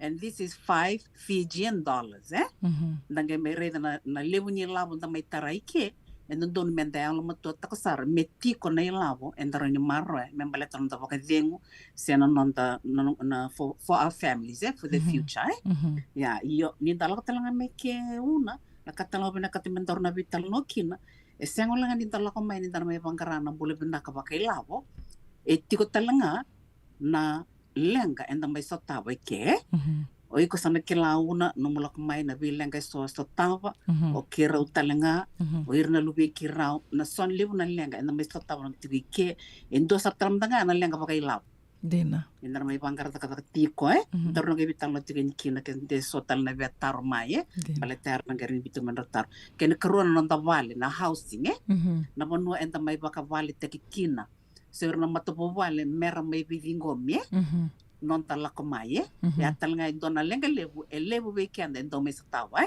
talako mai ke weekend na ngoni witi yana kene katuluna talako mai talanga mi ke le weekend ay baka tukuni tukuna biokani lebu sandanga mi klati ko kiro bio oi na kangu ya na kangu me esto anda se bikile me de sangoni da susuata mai sar mai tu ngor na luben rama kombun sandanga mi samataliti ko so that's another thing muna na nonta coming to forge new relationships totoka so en nonta bolo pa biokani so en nonta lao kon dorong te wono da vital no tang program go eto na bono ito do wandi tiken na ngoni biti yan mantanga ure na nong kumbula obo kumbo tilo kemni tala na ni pambure tikgo maybe you did not know but unconsciously and the bucket tika ngoni biti eto na bono ito do wandi tiken na bono orne kanda na lotu wata ke na matentu na no mubio kani pakatadaka wata ke ro onda buli batamai yen dalak tel me ke una ele no ponga una dalak mai enda mai ngali limbaka we've left our families sambite na mutapo vale bitu ya no the friends urnon de tokani urnon buli batamai lebo sandangai na rintu sarmaka kalonga tamen doti ko nom duan ro servi kalito me bite wakabuli ndo ser ro ser lebi da tokapateke enda mai sistema taltigo otherwise it's forging new relationships sini karoro ya dina ya talanga una endo na bono endo lakmiki na lebu na ndo na matagali lenga ta stop gali ninda bi bono mai mai ya kina na tambakan da su ko tangalili bola ni ngalili mai ya sare lebu no bono mai lakona na family breakups yeah kalau yang na bono na katundor na vital no kinona kendo na kaunga ni veto manamai vinaka valeu gotalanga vikim ni talanga da sema tiko mengo kendo na ka do sa ronga da maiana vika satu vana ni Mrs. Naitini kando na vital no kinani ko kero senga ni kenandau o laku tiko mai ni ko ya na kai laku tiko mai ngo bakasama we bakande tenga ni kero senga ni kenandau na vika kedengo ya kero na ni ro bakandu ni tunga ya ni kero ndo mi vital no tiko na bi madawa me rauni no soli baka sama tiko ke rauni ndua e buli daki na ndua na ka se ruana ka e asandu tiko na tosoi balateni o kenda ndoro ni rauni da buli da na ka ni da viwa se taka se ndarongo da tali ndua na no ni tal no tali ndua e mai baka unge tiki anda baka burre baka sama telenga vi kenda e na buna kiro ndo mai viwa se taka tiko kina na vi ulutanga roni ka na vi ulutanga mbimbi momona ka sono ulutanga e senga tuni nda ndo menda vital no taka lako bata tali tumbe ngake na mandua ya na retirement na Mrs. Naitini o baka sama tiko ni oiti na nondor vital no na mother sawati ngai votu mai ngo baka sama indona ka ondo oyo mandanga batike ondo tukuna tunga ina bunia longo member letter na retirement den adava sarmanda na imbale ni retirement weekend to kila mibiti ni toronga na retirement to sangi lako mikie to sangi adamai au baka bauta ni to sami tingo e batali tinga na nondo to baka sama na retirement tu sana doba ni ndona ya mbakini mbula kato sana lidhengu kina yana nondo tu baka na nanu tiko kenda to na retirement na bosango na retirement au sange votu tali me bio no ngunge me bulida na bika so bulide ke au sange baka data kana bunia longo retirement doesn't have to be that way Waka samantaka ina pono liu mantangango ira na mbaki rua sanga bulu, ira na mbaki tolu sanga bulu, e rau ni rakai ni rasa ritaya. Kene mbalea, e rasa dhaka tunga ni ratale taka na ka e radhakaba. E rabaka dhaka taki ira kina, e rasa senga ni dhaka mbaleta ni rangan dreva na sera, yo rangan dreva ni labo ya bate satu ni labo, satu na buru-buru ni labo, na buru-buru ni labo ya, saro ni na rambula tuki na me lia dhavira ni na non rakawa. That's what retirement is, Niko dhaka tiko, baleta iko sa otali takatu na kao dhaka tuya, senga ni baleta ni ngan dreva ni laboya. Ke bakai senga ni onali dhaka senga ni oni bisomi, na senga kini rau ni ndokana. Senga kini rau ni somi na mbili. Ya na ndui ni nontoto baka na nanu se na mbali ni retirement weekend to mai viti ke na nontoto ngole mai ke na kai ronito kilani ronito kai ni to sa dona kama nga ronito mai buli de ke that you don't have to be 62 se 67 onge li kai ni retire. Iksa roni dhaka taki ngango 5 se ono sanga bulu sa dhidi bina katundo ng bisinisi sa roni kukilato na ilabongo sa na roni lakto nga ng bisinisi ngo na roni ngarabiyaw tu arto roni le bula talakina na lubengo na makumbungu then you can say ni kusa retire yana ndui ko nga ya obe waseani membaleta na retirement Mrs. Naitini bina ka una na tingin talangan ko kwanta ruwatu ko na tiko na matasawati vei rarang kai la ko mengo meranta beto kana non merata kataka rabangkaran kataka meratur na W2 gore balete merani musmus tiko non social security e o te asar ga ka tu sana private jobs kena tiko na caregiving industry te klama na tiko ya do talana ka mabitu ko ne veli weekend na weekend di sa ngone tiko ngoni sa tiko buta kataka tiko ale ke bakanda rai na mai viti una non tampula kla you have to be an A student, A+ student. Morani don scholarship, morani don muta kata binaka. Ya kembali, we are all geared to getting a white collar job, Yang na matanggali system da buli making eviti. Wata sanga iti ko na blue collar jobs, Ya indara iti ko na isaw. Kwa nga sa kata tinga ya do ni retire me so minavale ke yo ike nambula ike una na ando na visa o bana katumo na wase be kenda baleta ni bina kana minimum wage rate ke baka o senga nyoro tan dona zaka mo senga nyoba degree ba baka scholarship you can still make it kan bala ay koran so mon bili bole no mobile o marot no mila mo ran retire baleta ni ta so binaka binaka na isa wike Iyo katal nga endo na bakasala o saronga de levo ke sar may tingin din ke and bitang lawat ke sarna kay Amerika ra kan tamatapula na ke baka o sang no sanga mola ko nando na white collar job kan mal mo baka degree baka buli o zaka mtanga na zaka tiko ko ya o bindi abata zaka bina kanum savings and investment by 40 you can retire ko nga ngor sa renta sa to no mila merani buki ko no dito Din. Ya un dono puno tala ono via vaung gitrikin na solongo ni rati kongo erbe toro ira that path mera kuni la ko mera buli toro dake mera zakavanga na zakaka ratikin maybe yo ersarna zakaka ngone yo sarna community konon relavo ni sasa tu de wabi na sasa social security sarna community ko enati ko talib na kai na bikamban rata na 401k sarna ni musu lebir ngor ngai basang bulur lebir merit ko ir sari tetu kondor tuntu ya betadab sa community ne la barangay roni titi bakir ngana ila ko sartu bira dina yo yang no tan mindset no weekend na ito ke may visa yo dina. una ko na la ko mengo kon tabi no mengo menda may bangkara na bula ya nang bulan iti ko binaka financial klame dati ko binaka nang bulan baka ilabo ela ko talami kina social ills dina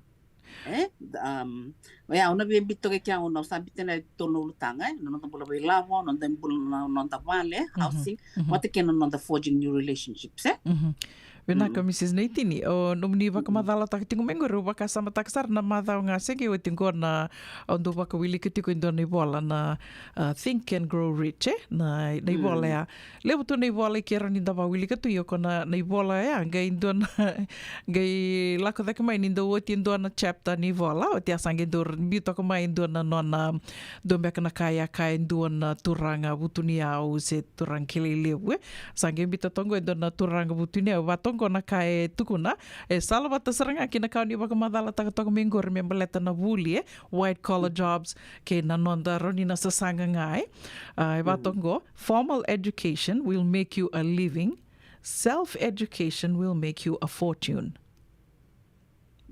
Sala wata saranga kina kau ni wa se toka mai ai. Kona ngena self education nangonongo e lewu na kai wakana kamanda na talendi ke waka tubi ko na talendi e rawa ni ko waka binaka taka na nomu talendi ngori na YouTube e lewu na kanibuli tura ninda na waka tawuli di kenda nga waka tegi kenda sen do talangoni sala moroni rawa ilabu kinai ko nga ya obie wasea ni na nondorbital no tagatiko na retirement na Mrs. Nitini yo sange tiko ani na housing e baka ni ko tataki tiko mengori na nonda lako mai o bambuta ya telanga indo na rende lebu enda mai sotava ninda ya do mai na vono lebu ngo Amerika na minda mai tiko ive indo na kaunge ba kila o bakandina dina taka baka lebu sandu sanga me bukeira ni e rawa ni ngole mai o kenda ngole mai ke baka indo no me tiko nga na yalo mo lako nga mai ado nga mai baka lelenga sa sanga taki ko toso sartiko me rani ko li rawata endo na bono mo rani ko tiko nga kina baka taki ko se tiko kina sendo tiko kina baka mata bu vale na bonongo na bono ni o kono wakatawuli de tiko biko mona mai so mana no mu tiko o ko tadaki mena tiki na gombala tana vida na bula sawa tiki robi tal no tiko bat kina don guna na lilai sang ni madale se barorong te mengo si sang kiro sang vital no tiko e rua na ngone pakame sa o kwendo asusunga mai na ngone ngo ya samai buli tiko sa graduate mai na state ka tiko kina ro samai kuneta lang kiana watina ngone talanga ni viti ro sa ve tini ro buli bate tiko ro sa graduate mai ro sange daka tinga mai na state ro sange via lako mai sana ngo me baka ni tuku ni tiko kiana vono e libu kina na daka ya sange tikona na baka sama na vitala noa me ro lako mai me ro mi tiko e ve o sange tuku na yoroni ke to mai tiko mandanga i vale e oso tiko nungu vale nango ya wango ne o kenda dando yalo lebu tu ndaloma lebu tu vitali roro ni ado mandanga mike ya mero na mai vangarai na kena ngona totol dondo mero ni na vangarai na bono mero na mai tiko kina ya o te asange tuku na mai ona lilai ya o kila ni rona senga ni mai so marawa yo so te au rona senga ni mai soma rawa na so ni rendi ke awango e rawa ni rona mai soma me tiko na bakasa me tuku ni tiko iko sa la kome na bonongo e dondo no mo rawa ni mai soma na numu na bono mai baka tiko na you need to pay the rent na wai na liba na kaka na kake de ai somi me na tiko no da baka sama ni ko ya me na bonongo mo mai soma mo mai rawa ta mo soma na kai ai iko daka dondo no me rawa ni ko na soma rawa na no mo vale se na bono mo me baka tiko kina o bambo te ni sandu tiko beka na baka na no ni ndala ko mai o te amindangi bako I lava tiko biti se ngani o baka samataka na bono I kumi baka tiko kine ke se dam beka no muni rai Mrs. Nitini iya dina unang ko saranda na kamer na kilati ko irna ngai lako tiko mai kala o sa stave vida na vida ra lako mai e bono mer mai tikina ngai rasenga ni beka ni mai kila marro imbeka bale tongane anyo kenta satu makawi ke una satu yung tapakasam you have to pay for your living Baleta enda daka kede tiko mona rani bulida mo so mana no murende o so mana kakede mana so you have to participate and so ni libu na so ni wani bono tike na sang na tiko free ke bata tomata kede daka tiko yo so ni rambi mai biti ran mutik merlak mai ngarabi ke sang I think that's a mindset too that has to change una verna la ko mingo mola ko mai mo sabo kan dita tiko ni kuna rani mengarabi ko pakai ko veya una wase valele na nungu la ko mai ke au kalunga tenio san ni kito atok mata mai valele Australia kito sa sarab tu sanam bola mai kia ya nangono bimbe mai kini ke una I made sure I had enough money to last me for a month na bunango endi na nyula ko mai tiko na dona vale ay usin kilato na pada tu na rambulera na vingo mia uno na tiko ni sang ni daka se dau Dina. Ya una no gula kmaya ibe na no go bono mutikin no sartu nga na living room na couch kya no gutu ya gela ngame usabi ngirek kere da kadaka tan ngirek berno kelira usatungo ove job kan katana job sarang ngir mau kelak meke ya na kakiro da ka tu sangelak meni tamikito dona mata sisangane rovale una sanga na mutaka long mani pala kito tikina savalele mtanga era lebi dar tikar to kinval long mani mata kero roni tiko long mani pala yo puna kan salah kamu saat tak star tamikito sanga itiko weekend me kero bangkara na kuno kero modikina ya na bikem ni na gaila tumingo ya na kakim stataba le bikem msanga gaila ko me kem na mito ya sini raw sanga ni bola raw yo ni sabatu ya na bola ke baka ngai ember na takazaka na live ngona kabango you will have to forge new relationships dono mono na rin tuki na morani marroi morani lomani yo una sotalanga na banua mono sin sana tukoni ke so weekend me koluza ni na bono mbeka mer na rasa kilatu ni irango ni rala ko mai erlenga tiko sember ni day ando tiko and some people abuse them claro banget tekira so weekend darangay no rata na banget tekira kan dare ditingo una store ndo me kata turang guys ni so iya so au sarong mo dani tiko rostik ngai sono lo manipale irasa sangani rolomanye baka sarong tunga na posa nta sakilatu sa tinga sarong tuna posa sangai kurtumbe kan ni mosini yang lo ya non mai sangat ting menanga to yabu ya sona ka enaroni boka buna tikina non ta libuna social skills ke sana kelangun andar nangai rani vital no kin rum tanga parang tik mersa kila why is this happening baleta esengani raw na mai to yabu enan dona bonovo mo tu kuna pa bina bandu don bekim ni na parang tik me ngoi esengani adol ngai America pero atu talanga mo Australia ono talanga ya tu kin na bono ritukino irla mai ko esengon repepa you know they always faced them abuse non pangataki non ya matagal ba ya dito ko non to community e bina ka menda vital notaka kenda no numa ya dito nga berna kay Mexico se ver tali sona be matata sen ya dito nga non to community na ngoni biti ya sambu ba kalolo masara na ron bi hosa kita baleta we need to talk about these issues maramaro irnonda dar lakting maingo Dina tudo e baka dirlolo meninda baka samataka lolo birata lenga ke baka me o kendo tunga baka te kendo to bi baka lolo mate kitunga baka te kendo ke baka ndu eli lolo mate ko talendo talena da kamanda na balike indi sindo na balike America li tiko kina ge lolo mataki ya ronitona dingo matoko ya we kendo to mandanga e senga nindondo no me vai yo kongone au bambuta ni there's two sides to the story. Ke baka ndo sangole mai me tiko na baka na nanu ni ko lak nga mai na kena ngona to tol ndo daka taki ko sarmo toso sartiko kuninda mai tiko na baka samataka na nungulak mai rono dolo kalima Mrs. Naitini ayong lak mai satu me nungu baka sama I'm gonna be on my own au senga ni veli tiko baka rabi ndina nga na rono dolo ke to asitiko ike Ronondolia dona one bedroom apartment. Kito baka bitaman kito tiko na rumo erto lewe tini kandua baka samata kara lewe tini kandua na turanga e binaka ni raturanga kede raturanga menge non ratiko na baka misa non rakiamba tiko na living room ia na kai binaka kina ni bibi sautu baka reviso yan ratiko e na kambani ni security na ngunea e reviso yan rai boni daka viso yan ratal tungai vale o yo sange nungi tavitu ya o binaka ni daka singa o yan singa tiko na sekalele tiko na nirungone lewa o yan singa kanga sango inungi tavitu ya na sama katuna vale na vakasanga ia e senga ni rawa na o sange tuko nutunga na ngono talungi lista limiki na rondolo kalima satu nga menungo vakasama o senga ni ubia maimbula vakararabi. Iko vakararabi. Iya. Kena ngono to tolon dua baleta inda lako mai inda senga tu nikila na kainda mai sota kaya.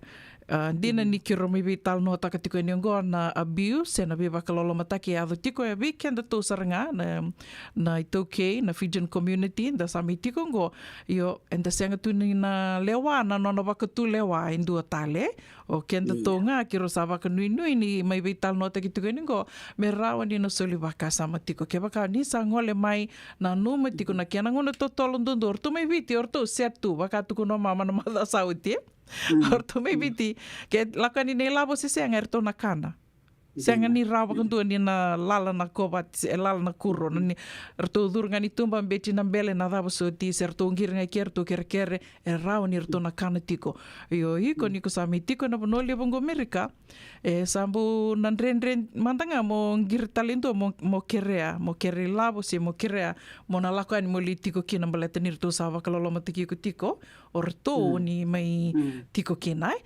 koya kiro sa vakanui ni tiko ke vakau ni sa ngole tiko mai se ni sa tiko tingo Amerika tiko vakararavi dengu manda na sanga irto tiko mai viti da to sanga kenda to me to tiko vinaka ke rauni nangai todo kona vingaravi verto mai viti ya na housing na nonda lak mai da mai vakai tiko na nonda sa mai sa sanga mbula tiko Amerika Mrs. Naitini. Iya, vinaka gondor sataranya erna gairin kla vinaka menda vital na taka na kene katuluna na bulang alili na bulang alili iya may na istana talanga ni lewe store la kamay ramay tiko bakraravi ngai sini melomani era sana bangarai sana bono merlomani kina merna lay marro kina no le estangela ko teme kena ngalili da sana gai bangar da kata tu bela kamantanga na mertono ni mitiko may biti sangai bakada boiko oi ko mai tiko ke mamai zaka memang itu no mata bobale ite bakanta sarab tiko na may lim talanga na kaya ke let me just put it this way kila enda lako mai le weekend enda lako ndundo mai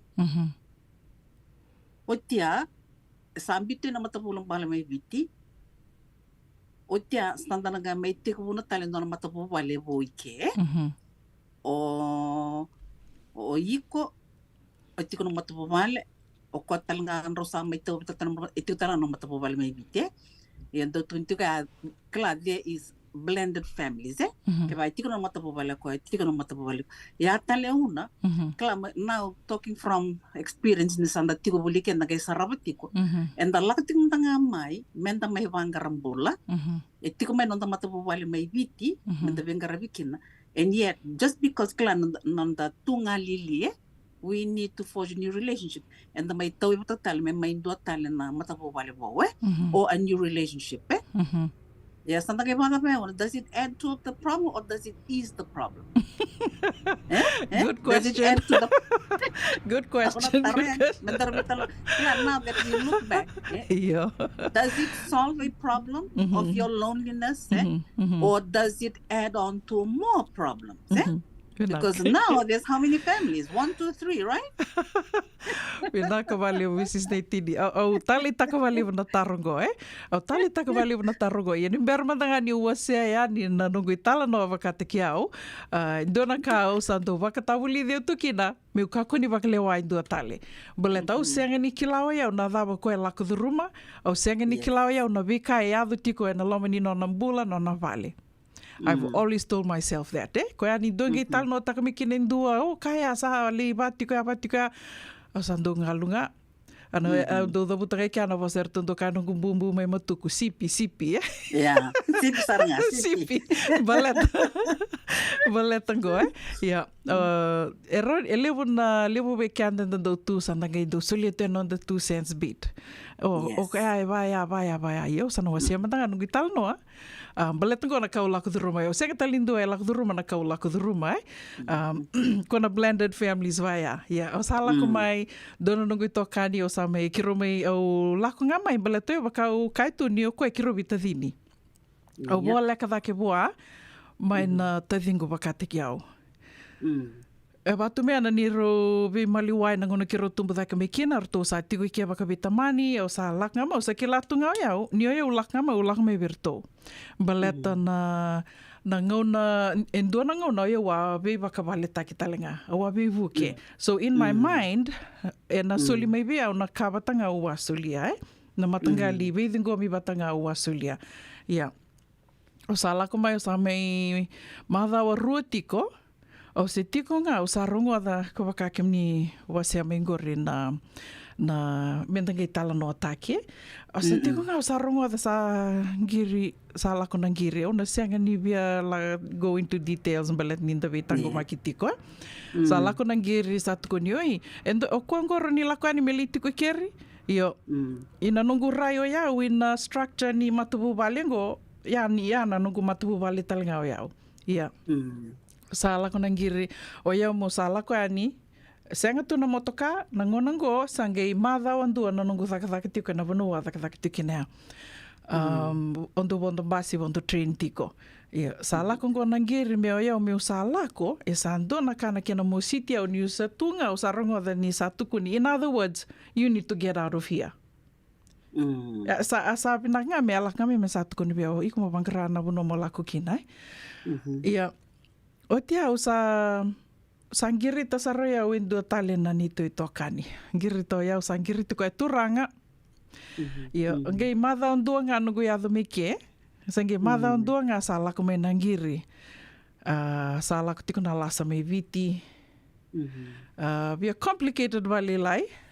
Sa lako tiko na lasa me viti ngongongo. O iau na nungu lako mai ni kila tiko me basa au mai bangkrana ni tumbula ni matupu vale. Ea sa andua mandanga na mo silebu ya. Biong kei rongo da tale na nungu i tokani. E rau lasa tiko me viti Ni tu taba tiki na nungu i tokani. Dua kau na numa ni nungu i tokani.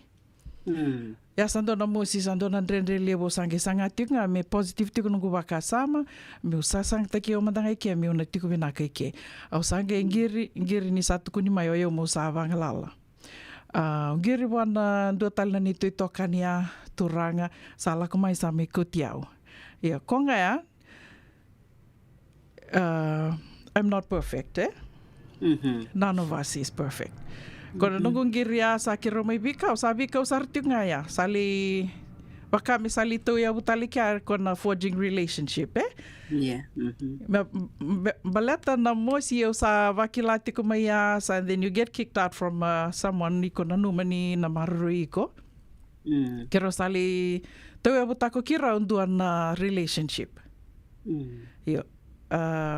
Na relationship ya live with an embaki. Very toxic.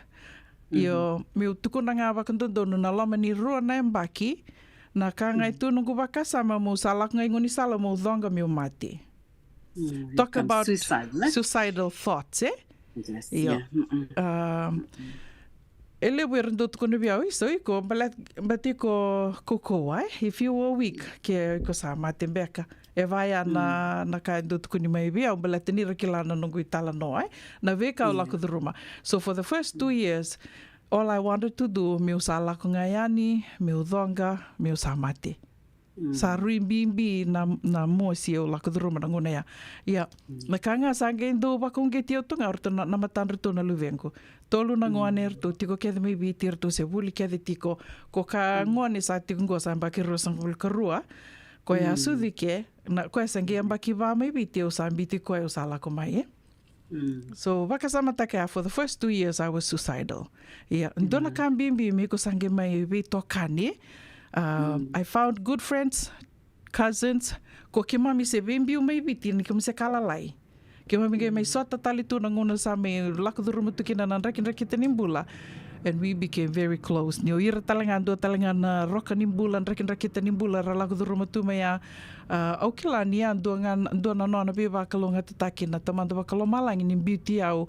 vatekera ni mai sema vatekera sange buketu na nongu toso dina ni toso tu ya ni sa lako tu santa rongo bosa tu me baka ni tu kona mengore na blended families ke rosa mai tau ya butaka tiko ki ando na mbula tiko rtono na biti nani ka sa biti rto mai sa yamba ki rua tiko na nona biti rto mai na biti nani ke mitiko ike ki ronge mai tau ia butako ki rau na niru relationship o ia, Ia, veau, the whole time, endo batunga na niru vitala noa, go, baletanga ni ke rau, I'm lonely, I'm hurting, I'm suicidal. So, ia saranga na kai buke eu tu na nungu tostu na visinga.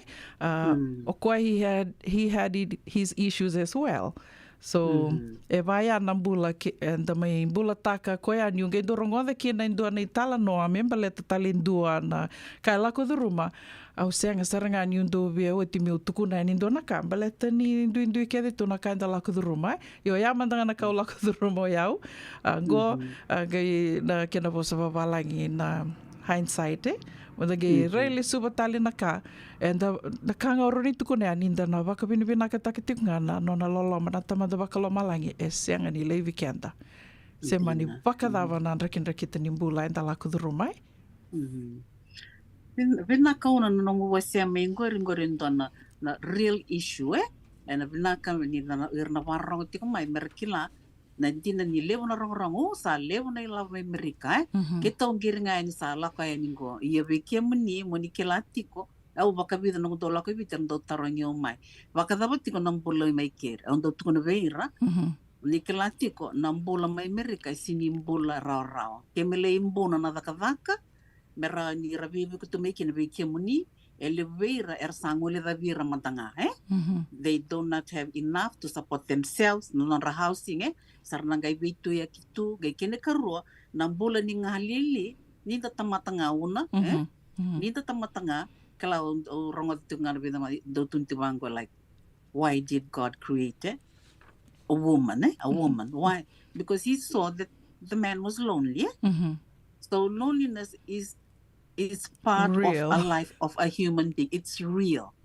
It is real. Ko ba na katatinggo ro na nintando wastiangon meta kakundo boss nindo ela ko tikongo. Yuna ka menda etiko na the circle of friends ko tukun mendo we wasi kina menda we buke. Yana no mo issue gori ko tukun mai una do nga ka au nangandreva mo na wastiani kala kebo ka sambula nga lilitiko o la mai ke osana kala tikoni. O koe ai tiko mena no matapu vale, o iko tala ai tiko no matapu vale. Doanga na wakasalo na bitani say, one of my thoughts is this, you need to work hard. Iko mo sana taka saranga bako ko amblet na daw. Monoro na bako ko monoro na karaway tolo na family units gori. Koe au na bat kena karua, you'll be dealing with people that kala oirna tik mayar na luventa are they going to be accepting or not Dina oirna luvemo will they accept what's going on and they don't understand even because they are young rasanya understand to irna issue iko lako durmatiko embe ko saro ndo bimbing ona kina menda vivo sakita ka sona matangali bula wango konta may lako durmatiko yang ana kono bia wasia kala ya mon tan takata ko kena kerua menda na bulbuli da menda reiti ko bakarambe live menda reiti ko bakarambe live keboka usakilanyo ko ya manda veira ko la do mai iyo veira matanga una ramai tikongo veki matanga na pokawati tanga merida ile tala na matabu male mai kasura sarngai ke Dina mai kasura sarngai ke ausen kela I'm not usanga ni enta tamatake that the people have their own issues yondanga na kai ndo mosibe una nyu sarava etiko ya na watingu I am the wife and he is my husband yet so na marami son turang senga sanga iranga me wetiana matabu wala Dina ko ya una klaive na kamenda vital no tiki ke mbara tin ndangwani ni bitin ndangwani toke sa mai halino ndambula ni biwakani sa mai halino ndambula ni birokobi enda sa sini ka weta ka tu Vitalia au ke bako bin katika Vitalia tu no tin biu Dina ya sana ka menda sa sarabango balet menda sa na bebu sek tango balet to odli arle langa kin it's the children behind them it's the children behind them ko talanga uno no pinakatim dor engong na stongo na issues maya tiki ko uir na manikelati ko sana ka kenda may lako durumati ko wir nando sarba kan unito nga may weekend may biti Dina sanga itu weekend benda sanga nambotanen mesala ko tinga na ilawo Siang ko tol chukini ke stabu chukili una lenga. Dina. Livuna lenga ya sona ka talanga una ibina ka mendo vital na taka. Kila. Ke boka mena kat mo forge ta kendo na relationship vo elvina ka vangarain dua ko ngalala. Dina todo ko. Ko ni le mo ta na don mo to bobal. Mati ko na sini bereda. Me kasur no mo to bobal yiko. Irtana na lube mo siang ni bina kat mo reda. Mentally kasur tana de mo to bobal. Maybe that's something that I'll need to share on that, on forging new relationships. Dina todo ko. Bina ka bali dorong ada man do na tukutuku may beran na vito ko nitiko eran na tukutuku ni beboli gai tomani talitiko na vital nongo ana lamani vida na miniti. Radio Bulando Vata na dawi kalao ke Mrs. Naitini and vito koni ni JJ's Food Shack. JJ's Food Shack. E tiku kete kina na kakana boka biti me bakana kokonda. Lobo benga ni ngai kani doitu na bundi nan dalo se tabioka. Na kakana boka malangi me bakana steak baka eloka kena coleslaw. Wee! Na karitoa sa wadha badina na kani kana. Kaya tiku talanga na nono specials and lomo ni madawa. Dau tamba na Facebook na doi ni tiwa ya na bani mandrai pai ke na bungatale. Go to JJ's Food Shack, View Valley with Billie Jean Street, Santa Rosa, California. Karo talaga nito dilibo yang may Santa Rosa, may yato sarani kinavato. Giritirito sana kinavitu sa mabitu tolo vio tolo dundu al limono. JJ's Food Shack, Santa Rosa, California. Dendran beka nang wala ni kibalilo tira buko ni oso-oso pakadadaka. Sendrakin-drakitan beka na itos-tos nimbula, kuha nilenga sinui gawa-gawa. Nana maki-mai kina programo warotaki. Mai vera tau na New Methodist Christian Fellowship USA. Nongu chisu, nongu banua. Rongo na bima manione na kabini buku lulu bei kemundo e California. Bima mani dua na singilewu ni lotu lewu bei kemundo e biti. And a radio bulando vata San Francisco. Me kauti kanda vata mai. Boleh binaka ni Matthew, isawa kuskusibe. Isa ni bula binaka. O se vivi mandongo kina maoli mat. Ele taka kina endona nito pakataka kana lelai. Yo leu kutaka pakatotolo. Ni bernir to yave ani na bulangi. Oi, o dia bakasanga. Erto bakasanga talanga ora to. Sarara saranga. Go enta so mga nakakana. Ese ni ta so manakena bakanya takina olo. Oi, okay. Binaksaraman dakilatiko. Maulimad, Valima Rualima, Montgomery Drive, Suite 2 and 3, Santa Rosa, California. Veitara sarani kina naba ni telefoni 125 Rualima Saiba, Vitu Tolu 5 Vitu. Ene kena itugu matalalai.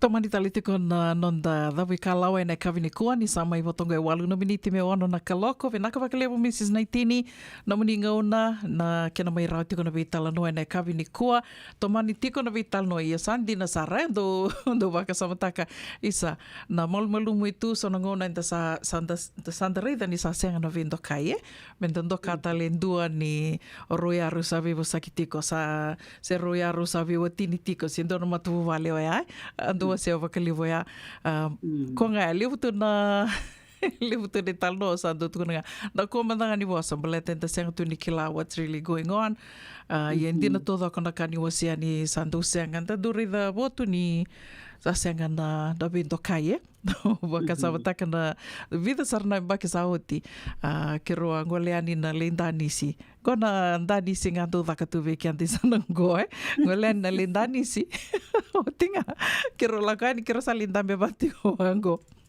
otinga sala ko dito na lea sa saliterungia ka ko o ko endu eru vital no tiko se siang o sa bari di ko ngani o sa yetu ani siang o sinkila iko terun ko nga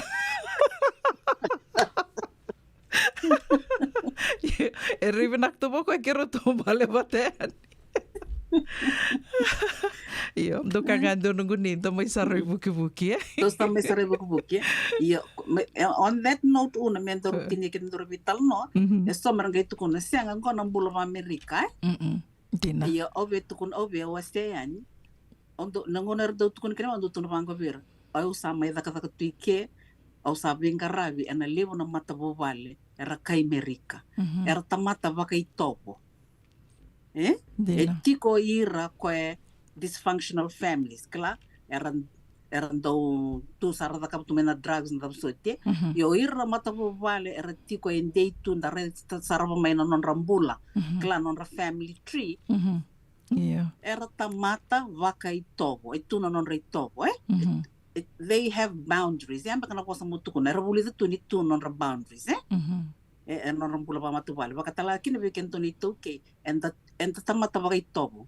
Esa baka and the may ngole daw, na non da ito, pati kinon da pula pa ba kan, ninda sa may tok bakay Amerika. O kalabi pa dalim baka na po sa baya. You know that we have the freedom here. We have the freedom. No, you have your freedom. But make sure na mo freedom mo nakakun leba lenga kino nang bulay ndo tale. Di na todo ko. Ko nang dondo na rights. Una beti lenga kan berbitan mo na kendo talakaw ni gabi wasya. Ganito ko na mayo class of ya usana ko ndaka. Sana roti kenda beka na madang ko yan. Yes, you have your freedom, but you don't have the freedom to choose the consequences, eh? Yes. Na beka na leia kino vida na baksa o titalangando na nongo bosa ni daka ni santo rongo ada tu ko ni lebu na turanga era yan ratigor la kan reli daka tigna security, eh? Hange indo na singa nindo la ko na vital no sange bango ko bia ei. O kimni ni dava tu. You just like to sleep around, kimni na keviti. Kila waka mandua ni rongo ada ni tukuna mai pau sa barri di ko itunga usang sar tunga ni kila na davo me tukuna. That is sad. I mean, turang baka ni bigo. That's a general statement. Turang ni America. As a general statement about Fijians, which is not good, eh? Di na todo ko. Kero mai vital no tuani na vi ulutanga soka sa kota na waka nui ni rauni na soli waka sama tiko, we waka ungeti tiko kongaya. No one is perfect. We can all try. Na vi singa kedi nda waka vinaka tiko ni soli tiko na idengu ni mbula menda sa sanga tiko menda waka vinaka taka na nondon mbula. Sama idhawa talitunga kia na nero wasiningona ni dhawi kalao ke Mrs. Titilia na itini waka vinaka tiko ke na JJ's Food Shack na nonreto wito koni karao ni ndo mai waka idhuri tiko ni kina na vitala noa e na via kavi ni moniti. Ke waka tiko sana ulutanga ni vinakata me kiro mai vitala noa ni kina ninge wala mai and a messenger se raunio ni nge ndo mbitanga mai and nonda to vitala noa and via kavi na messenger me ndatonge vitala noa tiko ni kina na dhawi kalao e na via kavi ni moniti. Na dhawi kalao ke Mrs. Titilia Naitini and a video koni ni JJ's Food Shack, Santa Rosa, California and a radio Bulandumata, San Francisco. Engen Remy me wakarita kiani de kimundo na South Bay, San Jose, Mountain View, Redwood City, San Bruno, San Francisco, kena vivo no volikata, nisa tikunggoin dona nonda toi ngandi na San Bruno Cover Bar. Dala kumandangaya ni dali sota tukina ka vekilai. Era libu talitunga na dui kai karandongole di kina, kan duna kana non retali taka. Na lebu ngona ni non retali taka kena wasibi ni vingaravi ni turang tawa Rakesh. Sambo li kadiwa kitumay kina na Crown 4 News katambaki talitunga and a San Francisco Chronicle. Sambo baki rongo saranga. Kendo vanga ratano tiko senea ni ngona na sote singeleti ni viti na kwila ni viti kena sotali ni yaya lalai mevakane wuku kuni vale do mai raito manda and a San Bruno Cover Bar. San Bruno Cover Bar, ono tolu saiva San Mateo Avenue, San Bruno, California. Taung dola mai na dona kaloka na sige lebu kena tinkan dona kaloka na bungi ni moniti kena singa tabu. Senga dina ni kara rawa na daka waka kekiwa.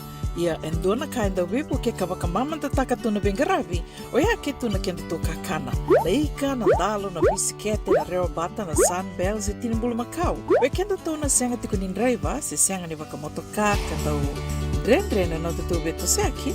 Erto satu wakarao na Divine Pacific Food Mart mai Sacramento merto talaveani na nomni voliboli. Rawa sara. We tartarangayani na taliboni diwa dua ono toluwa diwa ono saibarua merto bakarotaka katalada mai na nomni voliboli ena kena ngona totolo tua. Divine Pacific Food Mart, Vitorua Diwawalu Franklin Boulevard, Sacramento, California. Namba di taliboni diwa ono toluwa diwa ono saibarua. Erto ngarabatalangan kena le waka sumburi ani nanomu yaya mai na nonreto stoa kena nomu mate ni katumba.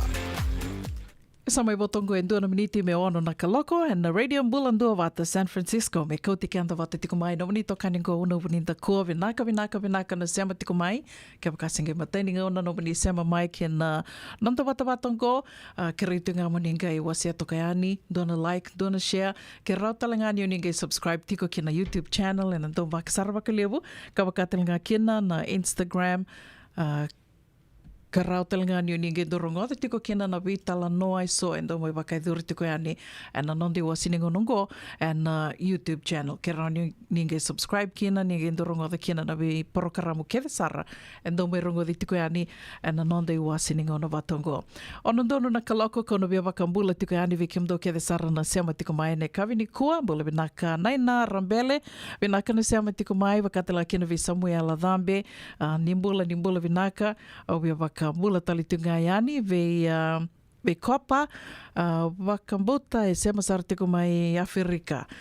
Thank you Kopa for tuning in all the way from Africa. Bula vinaka wakalevu Mrs. Naitini wakambula talitunga ni ve sista vuki raf. Tiko sarambeka mai viti anangonongo. Bula vinaka mama wakanuni vinaka tiko yani ve kimdo and Connect Fiji Care wakatanga kina ve nrotini ratuni vakilele. Dombula vinaka wakalevu Dasha Hidden Blood wakanuni vinaka tiko yani ve kimdo. Dina toda ko mama, we all have our stories, eh? Wakapola tukane ve Nina Magoon, ve nakana sema tiko mai na kavini kua senga talani gola da vitike nondo ve Adelina Sikivo, bula vinaka Churchy Sili, wakanuni vinaka tukane ve Kiomni, wakatanga kina ve Emosi Mule, vinakana sema tiko mai na kavini kua, bula vinaka Dendro Makita, vinaka wakalivu na sema tiko mai, ve Kimdo Keve Sara na Dina toda ko o kenda vaya extended family communal living o kenda to wakatelanga kina ve senga tamani binaka wakalewa na sema tiko mai bula binaka bele koto ke kemdo ke sar mai dandawa wakatelanga kina ve Piti Wanga bula binaka atela iteti Luisa Kuave ni bula binaka nau wakanuni binaka tiko ani ve kemdo mai Hillsburg wakatelanga kina ve Denro Makita binaka wakalewa na sema tiko mai bula binaka Eleanor Rasinga kemdo ke sar na sema tiko ngori mai Wele Kutu ndo bula binaka na matabu vale na Tili matabu vale na Nawatu wakanuni binaka tiko ani ve kemdo wakatelanga kena ve Ratu Malata Matana Toto Songeta ni bula vinaka wakalevu na sema tiko mai wakambula tiko ve gira ke sarna lube viti ni sa tiko ena bono levongo Amerika wakatelanga kena na bubale wakai tala ena tamba dhaka kona muka ena wase ko maduata vinaka wakalevu na sema tiko mai ena kavi vinaka ni kua wakambula talitunga koa ve kemdo ke sarna tiko ngori mai Santa Rosa ke San Francisco. Bula vinaka semesa dhama tuitonga wakanduni vinaka tiko andi vi kiomuni ve nongo nawe vale siteri ratuere ke na levu tiko talanga vangande ve sikutu mai Wellington New Zealand lisi tuere mai Seattle Washington nimbula vinaka wakambula talitunga andi vi kiomdo ke sarana sema tiko ngori mai waga Australia wakatanga kina ve Emma bonida kua bula vinaka Emma wakanduni vinaka tiko andi vi kiomdrau torre katinai ke kiomdo ke sarana sema tiko mai ngori mai na yatu kuka au nitaka ni ondong bula binaka tiko ka tosa binaka tiko na kena garavi tiko na itavi wakatalanga kena ve kemdo ke sarana sema tiko ngori mai nandawa wakanuni binaka talitungani ve kemdo koti kenda tiko mando wakamalua ana kavini kua ni samai sivi tongona ono ana tolu no miniti.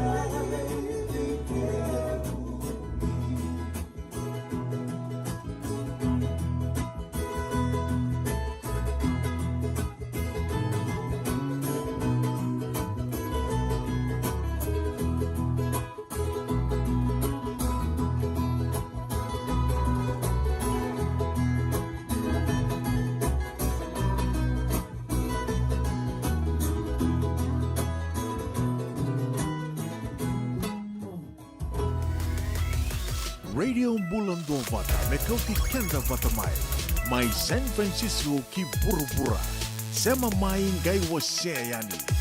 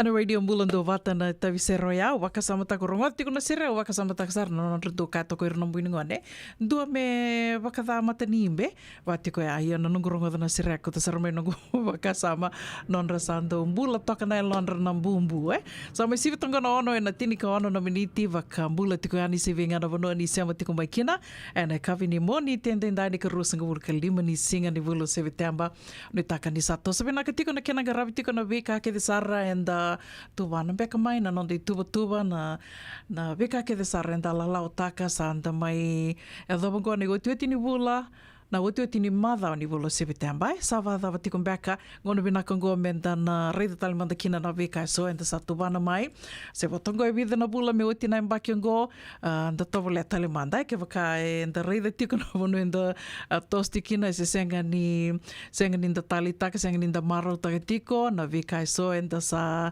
rawata mai me vaka na nonda la lawa. It's not too late, sa batali tongo e vida na bula. Yo manda ngai batu kana nongo baka sama, yo vitali ya sengei adomengo na wotu ni mada ni bulo si vitemba sa sanga tiknga me baka ni tiko na tuba menda na rawata. Ni berni dava na mbakiongo ro non dolu ro sanga bula katolu. Pada mbeko kimdo na sema tiko mai na kavi ni kua.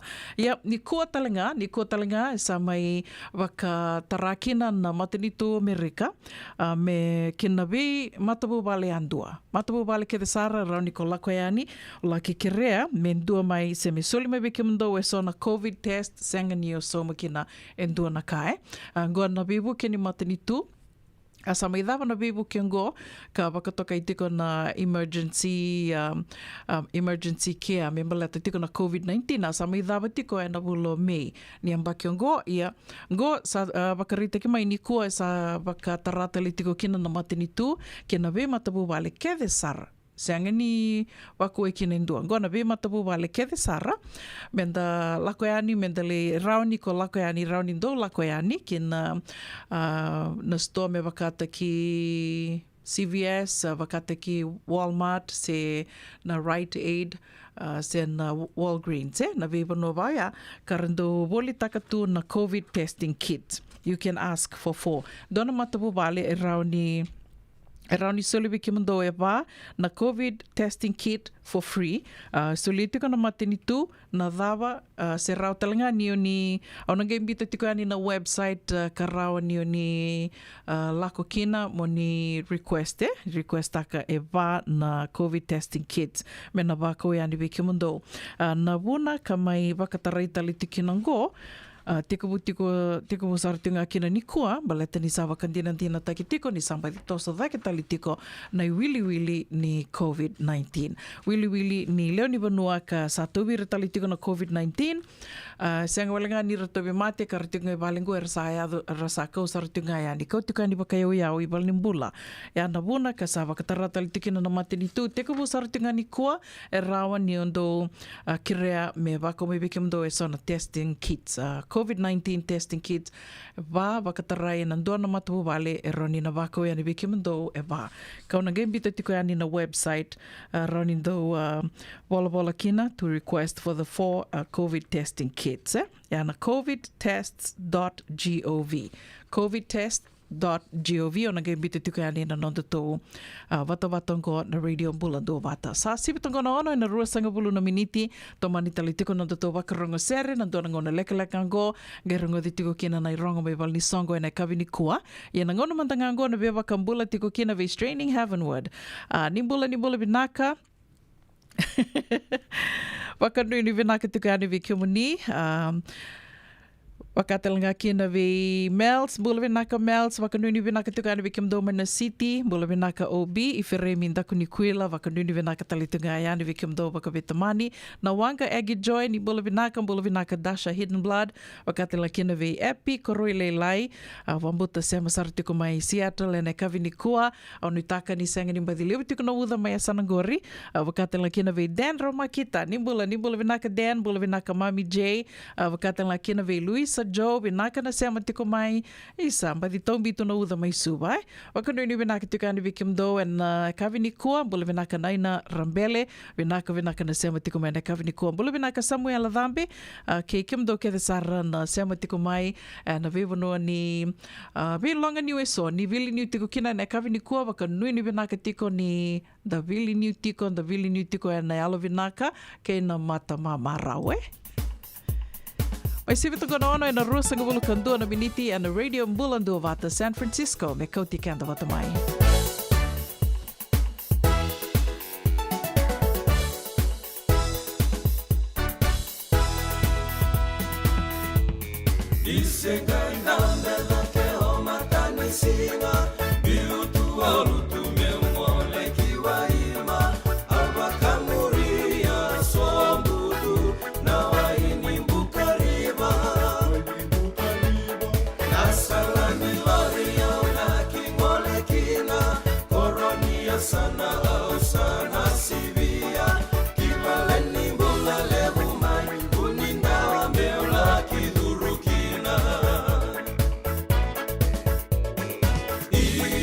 Sale, oile,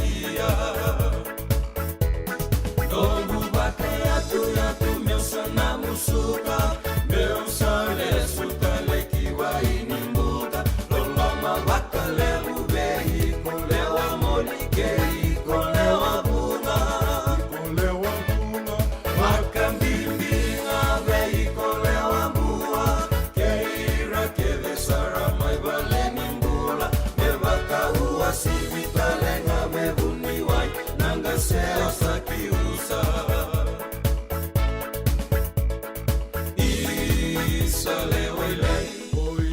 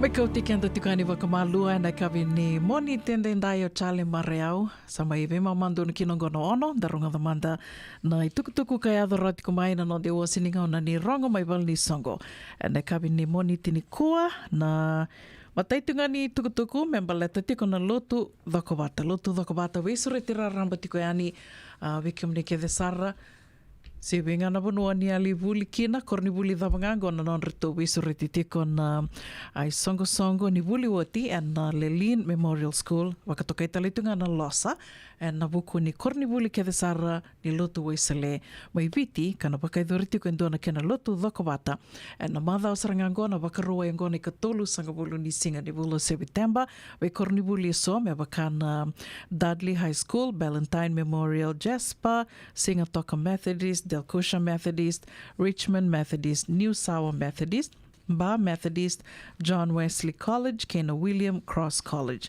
We korni buli kedo ya, we kemni na buli oti, we kemni talenga na weka, na vitokani, ningoleani na lotu dhokobatongo, na wakai doritiko, and na wakaroa isarangango, tiko na lotu, and na rua na kaloko.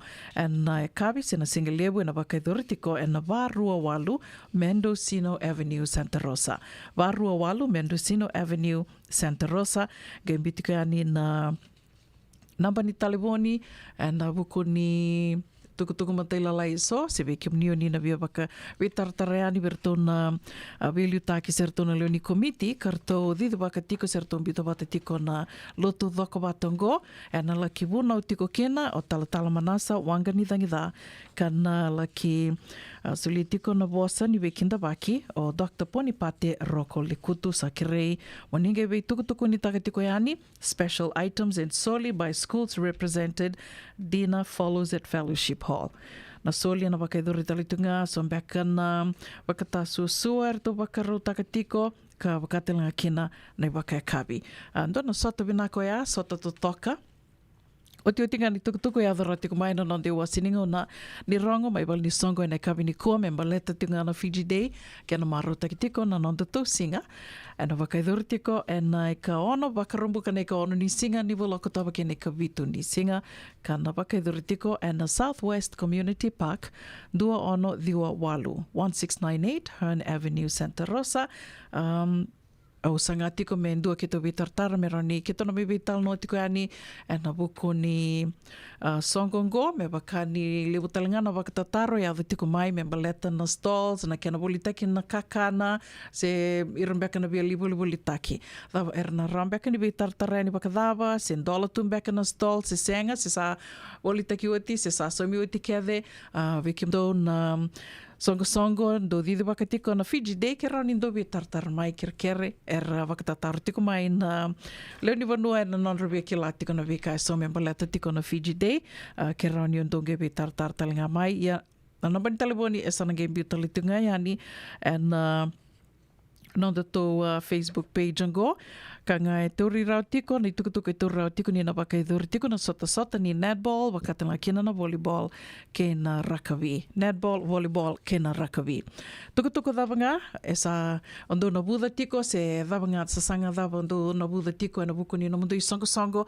do wakata mai go endo ngoni sale roni na bibu ki tiko ni kina na radio mbula ndo bata me na mai kadi waki tiko yani se tiko ni somi na kina kadi waki go endo ngoni sale ki tona bibu ki tiko ni kina di roni wakatanga mai ni tuku kina nei tō messenger na radio mbulando wata se rautalangani ni mbeta mai be pedeli na novo se ve ona buni da kua o katalanga kina ve tale mata kimbau mena mai kade waki wali tuku yani na nomdei tukutuku o tonga rusanga bulu ka ono na miniti me vitu na kaloko totolo saratiku na tosaninga ona sera katarawango na vea wakambula tuku kina ki wana marama nei taka ke re tuku mai na serango bulu vinaka Dasha Hidden Blood wakatala kina ve Dan Romakita ni bula vinaka Dan sema tuku mbeka me ve wakambula tali tungani vai oisale koroi ndombula vinaka se revi ngio sese vinaka wakalevu na sema tiko maine kavini kua wakanuni vinaka tiko ani ve kiomani wakatalanga kiena ve straining Heavenwood ni bula vinaka Melts bula vinaka Iferemi na Wanga Joy epi koroi le like kimdo ke sarna sema tiko ngori mai Seattle Washington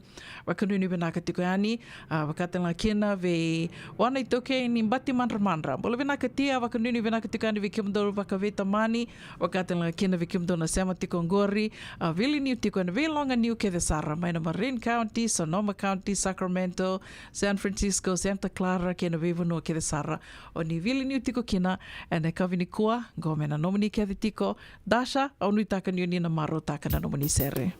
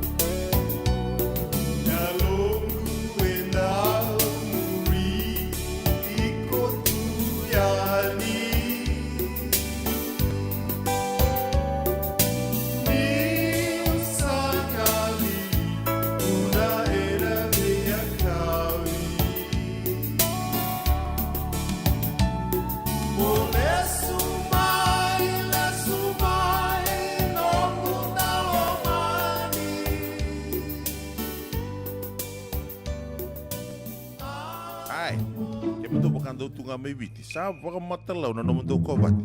Sa lemu na kia mandau tinika na tinimbulu makau na bisikete na rewa bata.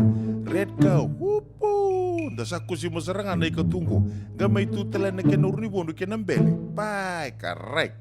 Da boleh mai be. Oi, dosa itu ni kila. Kita boleh ngamai na maoli mat. Tok nganggo i Santa Rosa. Mai be. Na maoli mat wele. Doko na nonda business na ngoli tau kei Amerika. Doko sa mai. Do mai volleyball na Maoli Mat.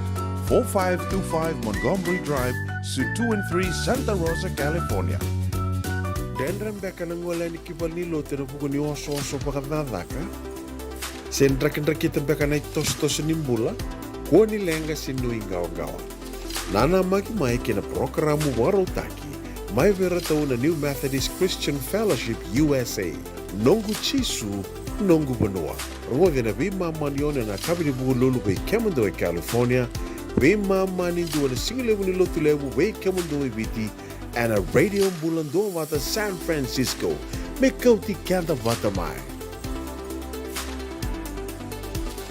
Remy me bakarita kiani de kemundo mai na South Bay, San Jose, Mountain View, Redwood City, San Bruno, San Francisco, kena vivo no volikata. Nisa tikong goin dona nonda toi ngandi-ngandi. Na San Bruno Cover Bar. Dala kumantangaya ni tali sota tukina ka vekilai. Era libu tali tunga nan dui kai karandongole di kina kan duna kana non retali taka. Na lebu ngona ni non retali taka kena wasibi ni vingaravi ni turanga tawa Rakesh. Samba uli kaliwa kitu maikina na Crown 4 News katambaki tali tunga and the San Francisco Chronicle. Esa mbawa kay rongo saranga. Kendo vanga ratano atiko senea ni ngona na sote singileti ni viti na kwila ni viti kena sotali ni yaya lalai bebakane uku kuni vale do mai raito manda and the San Bruno Cover Bar. San Bruno Cover Bar, ono tolu saiva San Mateo Avenue, San Bruno, California. Taun dola mai na dona kaloka na sigilebu kena tinkan dona kaloka na bungi ni moniti kena singatabu. E senga dina ni kara rawa na daka waka keki ba.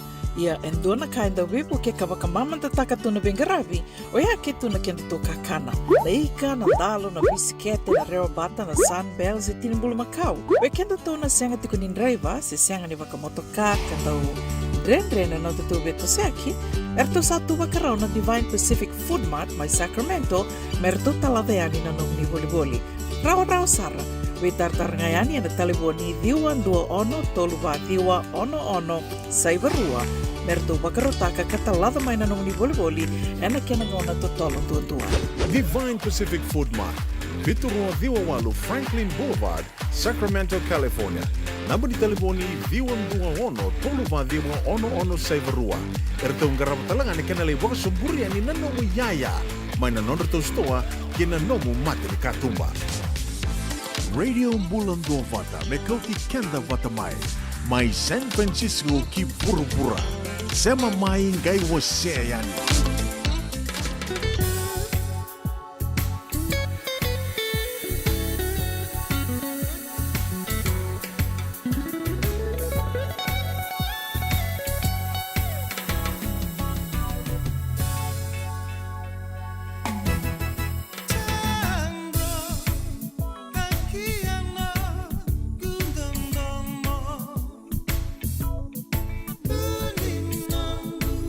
Elia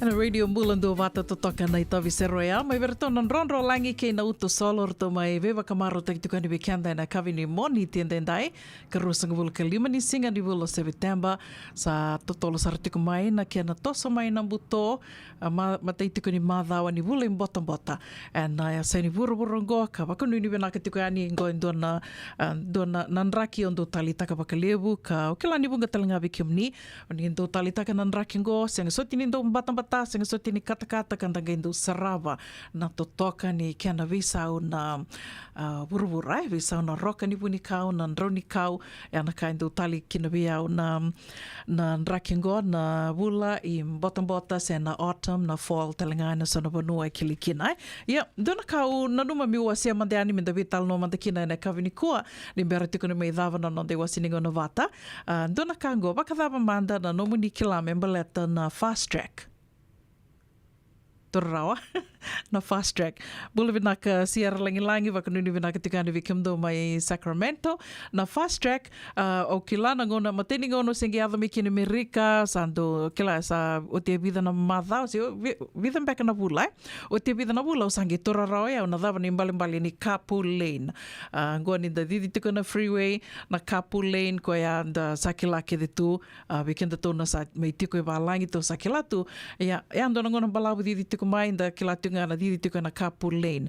Ia, o te anda sangendo lako tiko na vingo na ke den da tako soba kina na wabu, do na wabu, and tiko na tole somi, ia, na ngona ya, and da soma e rando tui, rakaradaka tu e na wabu, wakasamataka, na vono mandanga ki tau tiko kina goa na tomba levu ngo i San Francisco, seanga ni California to dhoko. Goe na tomba mandanga ngo i San Francisco, e vitu wakandua na wabu, e tiko wabu li tike tutu. Roniko dhaka tiko kia na vanuango, na kia na totoka, na wai, ke na kongaya. Ia na wavu enda vital no tikina go, na wavu e sambo mbalavu ndina, na vi wavu ke dhera tiko ngo, senga wala ngani mbalawu e rambau rea watalanga i dhake dona singa o nangisanga mi umbite ani na yalo ni pe wabu kethe kanda vital no tiku kinango e na vingo na kethe o na nreiva mo tako saba na wabu ngo o na soma tiko waka bimbi ke waka mo lako mai me ko lako mai na Lomani City Lomani City level waka i San Francisco ni ko dhurumai mo na lako ni vango e na Golden Gate ndue tiko na wabu ya laka na Golden Gate o na Soma yani lako mai na Bay Bridge o na Soma ngai o dhuru mai mo lako mai na City mo lako mai San Francisco ia o wakatalanga kina ve kito tiko anu kito e na vanua ka wakatokai tiko na East Bay ia ni ko mo lako mai mo dhuru mai mo tako sa mai na East Bay mo lako mai a Sanango ia sa mo lako mai San Francisco na Soma talanga mai ndo na tole wakatokai tiko ana tol. I liu se na COVID e rando tu ira karatiko ana vi tol na tol booth e rando toritiko na nonda iduruduru se na tol ni da tako soba mai na wabu. Ia, o tia sa na COVID sa mai senga kina nindua sa ramai sa wakatambui mera dhaka baleta ni ra tango maki talangai. Tango maki o ira karadhaka tiko na vi tolongo na wabu ngo. Tango maki talangai o kenda na leo ni vanua e na nonda tako so tiko ko me kakua na witartar waka samataka na ngona ni COVID o ia ia samai songo kina ya senga ni wakatarai min dua tali dhaka tiko e na vei tol ke do ia ka o te asanga indo mai lako tiko ke wakai ko tako soba na wabu e na lako ya ni na nomu risiti se na invoice e na lako ya ni na nomu maili na vanua e beauty kina se register tiko kina na address e register tiko kina na nomu motoka e asana ngai lako ya ni na nomu na risiti se na invoice e na vingo na kede o tako soba kina na wawea. Ia. Sa ia tamai na ngonongo, e sa senga ni vatiko ia, vekianda ka senga ni da tiko na nonda na fast track tag, na fast track tag. Ono numa miu wakarita ka mandanga yani, boleto yo mandanga ando na ngonong balabu, na nongu vidi dia ki tiko nreba wabu ki tiko na vitol ni ngoni salango, wakambimbi na so na ngona sa da lako ni bango, na nreba ni na so na freeway, sa tiko kina na express lane, sa tiko na express lane, o tia ko sa nangireda tiko vango, miu bita mandani ko menda rida vata mero ni dakilana vika da vital no tikina go sa levo na go sengi vidanga nembaki roni ka rusi tulumbaka nembaki na kena sengi lako mai na express lane go e na levo na freeway se na nguni sala li levo karabidi dia kitongo e Amerika kongo na express lane sangi tiko na nomu fast track tag na tag toll se na toll tag koea iko na niko sabulia ndua e batongo na keni rirai o ke la ni roni na bebo ke bakalebu be kem do na senge advo mai Amerika be kem do mandangana ndrebo abo ki tiko sa me amba ki vida tiko ke senga tiko ni ndo ke la se ndo turbina kana dava na keni mbale se na dava na mbale ni fast track se na toll tag mbale tande sombe kana ngona ndo ndrebo tiko ngando senga ni ndreva mondo tako soba mai ndo na wabu kando senga ni volia mbeka ndo na no mondo toll tag kabi na ka me tiko nga mbale tai ko senga ni kla na ngoni ko tako soba kina na toll na wabu yango e senga walenga nianga na nomu tako sava na wabu e anga talenga e na nomu na didi ngoni sala na freeway ka tiko kina na express lane wakau wakarita ka tiko eni ongo koia obia wakarita ka tinga ni be wase tunga yani me kani e wakapure wakasa matubi kenda to e ne kavini kua ya na express lane go kona toll tag e watokango na kia ni rai Watokango na rai ni toll tag. Ai kura ni bolia e na Costco, ratalanga ni ko bolia na wambuta na CVS, na Walmart, na Walgreens, na bibo no vai se Rite Aid talmbek nga na bono itiko kina na Rite Aid. E rani ko bolia kina na no mu toll tag. Iyo, ni ko na bolia ngo e ko na rani soma mbeka rosang bulu kalima ng dola se we Costco kila ni rosang bulu kalima ng dola se tolu sanga bulu mo bolia. Ni ko na bolia ya sana ngai kola ko mai na iko na ngai register taka na biti ko mai soli maybe ko na kena itukutuku matela lai na bono na register kina rani ko takaba kita nga na nomu taliboni register taka na nomu tol bita kina na nomu motoka na registration license plate ni nomu motoka o tia ona bita talanga kina na nomu debit card number e sana ngai vati ko na ving ona kede ona tako soba kina se mo mona lako e na dona nguni sala kamanda na freeway kamandi ko o didi tiko sa sanga tiko na dona banua gai oso na nguni sala i ko rida vango na express lane e lala tu. It doesn't matter na vida na kaloko iko didi tiki na nguni sala ke bakai tiko na nomu toll tag vango iko rao niyo na didi e na express lane senga niyo na berra tiko e na nomu mai waka murira ke tiko e na lako tiko e na freeway kara senga ni didi tiko e na express lane ke baka e tiko na nomu toll tag vango na geo reda tiko na toll tag o na reda ndua wala itongo one person 2 people, 3 people. Yeah. O bia bakari takamandani ngo sambu bakasama tango o tura rau tiko na imbali ni kango se senga. Yo. O bia tukun saramandangani o ya unikua au sangi kilatu na dava ni imbali ni HOV. Unikilati kuna bali HOV se senga au sengi kila saranga ni kua na nungu vaka sama taka tiku mai na nungu vaka rongo da tiku mai ni tuku ni kila na kena sa toso vaki tiko se vaka domon bula mantanga na lebu ni labo e senga tu ni so mi vaka sama taka e vaka ritaki ni tinika rua poindi 12.5 senga ron tuku na bi mama na tamata but 12.5 million people in California. California era senga tiko ni rasoma, senga tiko ni rasoma na toll tag se na nonra do tako so tiko na wabu, tako so tiko e na sera didi ba tiko na ngoni sala vaka na express lane, kara senga tiko ni soma, e rote tiko ni bitu 12.5 million residents e rote tiko ni diwa sangabulu na milioni ng dola na ilabo kan karandinau takatu na leoni banua e rasenga tiko ni rasoma ngo randinau tu ni didi tiko ngoni sala senga ni soma wakasama tak na vigo na kedi ko didi tikina semo kamandi ko sini wakasama takatu ongai o didi ani na express lane vango ngai senga tu na nomu toll tag iko sini waka sama taka tu ni o didi tiko na toll tag na express lane vaya e na muri ko ani dona receipts and dona invoice ngai vengo na kede ke ko ber na nomu ni bosote ber na nomu soma na nomu invoice ya tanga tele ni dake ndo tanga tiko ni dake na rosang bul kalima ng dola vaya o tia sana ngai toso dake tinga ya ngonongo tuku ni tiko ni sasangai tiko me baka lau taki me kako ni vasar tu ya na kena do tumbu tiko ke baka anta senga ni soma ya koia wakaleka nga obi tuku nga yani o tako soba tiko indo na wabu na bisinga sisenga e kabinaka nga me na dua tiko na nomu toll tag baleta ke bakai ko didi tiko mandanga o diri te kumantangai ngoni sala senga ni o tako sawa na wabu, but you're on the express lane, rauni na bukei, kuna nomo na waka totole tiko, mai na ndona banua ki na ndua tale, ke wakai tiko biko go, o rauni ko diri na express lane, senga ni ona soma ki ndona kamblete sana ena soma tiko nga ona soma tiko nga na nomu bili ni toll tag ngo, ia, na numa pinaka tiko ke waka, redi tiko na one person, two people, three people ngo, ke waka i ko tako sawa tiko i dona vanua, i ko ngai reda tiko ni wā tiko ngo, o reda ni dona vanua wala i tuki na ngo. This is na HOV ngo, kene mbale, au sangi reda ratu ni kua high occupancy vehicle. Ana kena wakambalawu na HOV. High occupancy vehicle, 2+ is 2 or more persons. Ken bale me tolu ke pakai rua do role rua ngan ro bondo tikina onro na charge taki yo ke pakai tolu monro na viso taka na nume tiko mona viso taka na vengo na kede iko tako so tikina au santo kabiro na nungungonele o mbita tunga na tolu because you never know mbita tunga ngo na tolu o sange o pakai ngataka tuna no toll tag didi na express lane o tako saba na wabu dabanga na senga so tini tarambi na mbili ni na lako mai. Songa na kamera ni na wakabura waka sama tunga yani na nonda be didi aki tiko na vanua levongo Amerika wakambimbi tiko na tomba levongo San Francisco.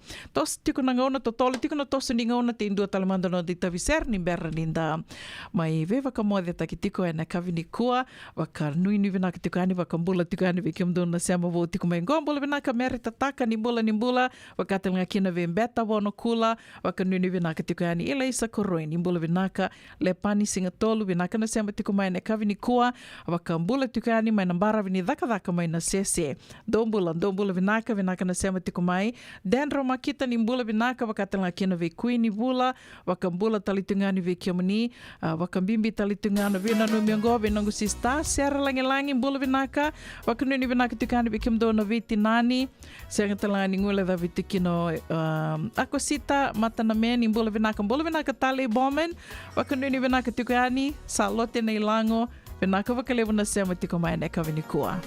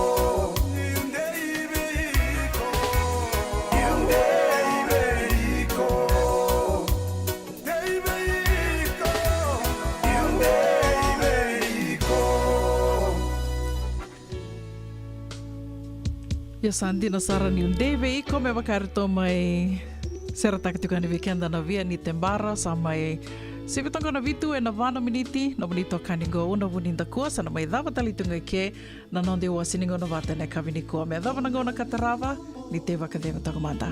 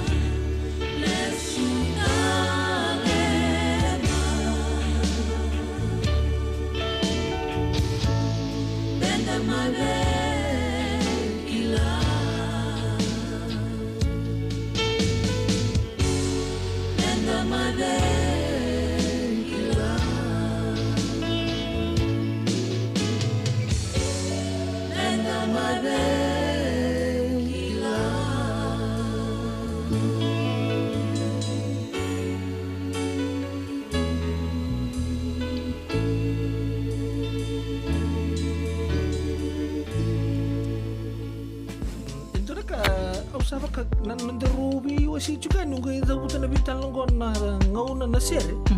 Sa dotu lang son to. Pakai lala ba suri nunggu gabo gabo ka. Bata pa kani sa mo lang dito mo nandito ka. No bita ni sing lalo to to sunan tang gabo gabo ka. So ba ko sini naket lalo tal gabo. Nissan Bulabinaka. Sama mai kawasean in a radio bulando mata San Francisco. Darungodi na tolu kina bito na kloka na kama ni moniti kina borobuka bei kema dawa ya Amerika. Dini kina ruona kloka na singalevu ni tusi di kina borowai bei kema dawa biti. Radio bulando mata San Francisco. Me kauti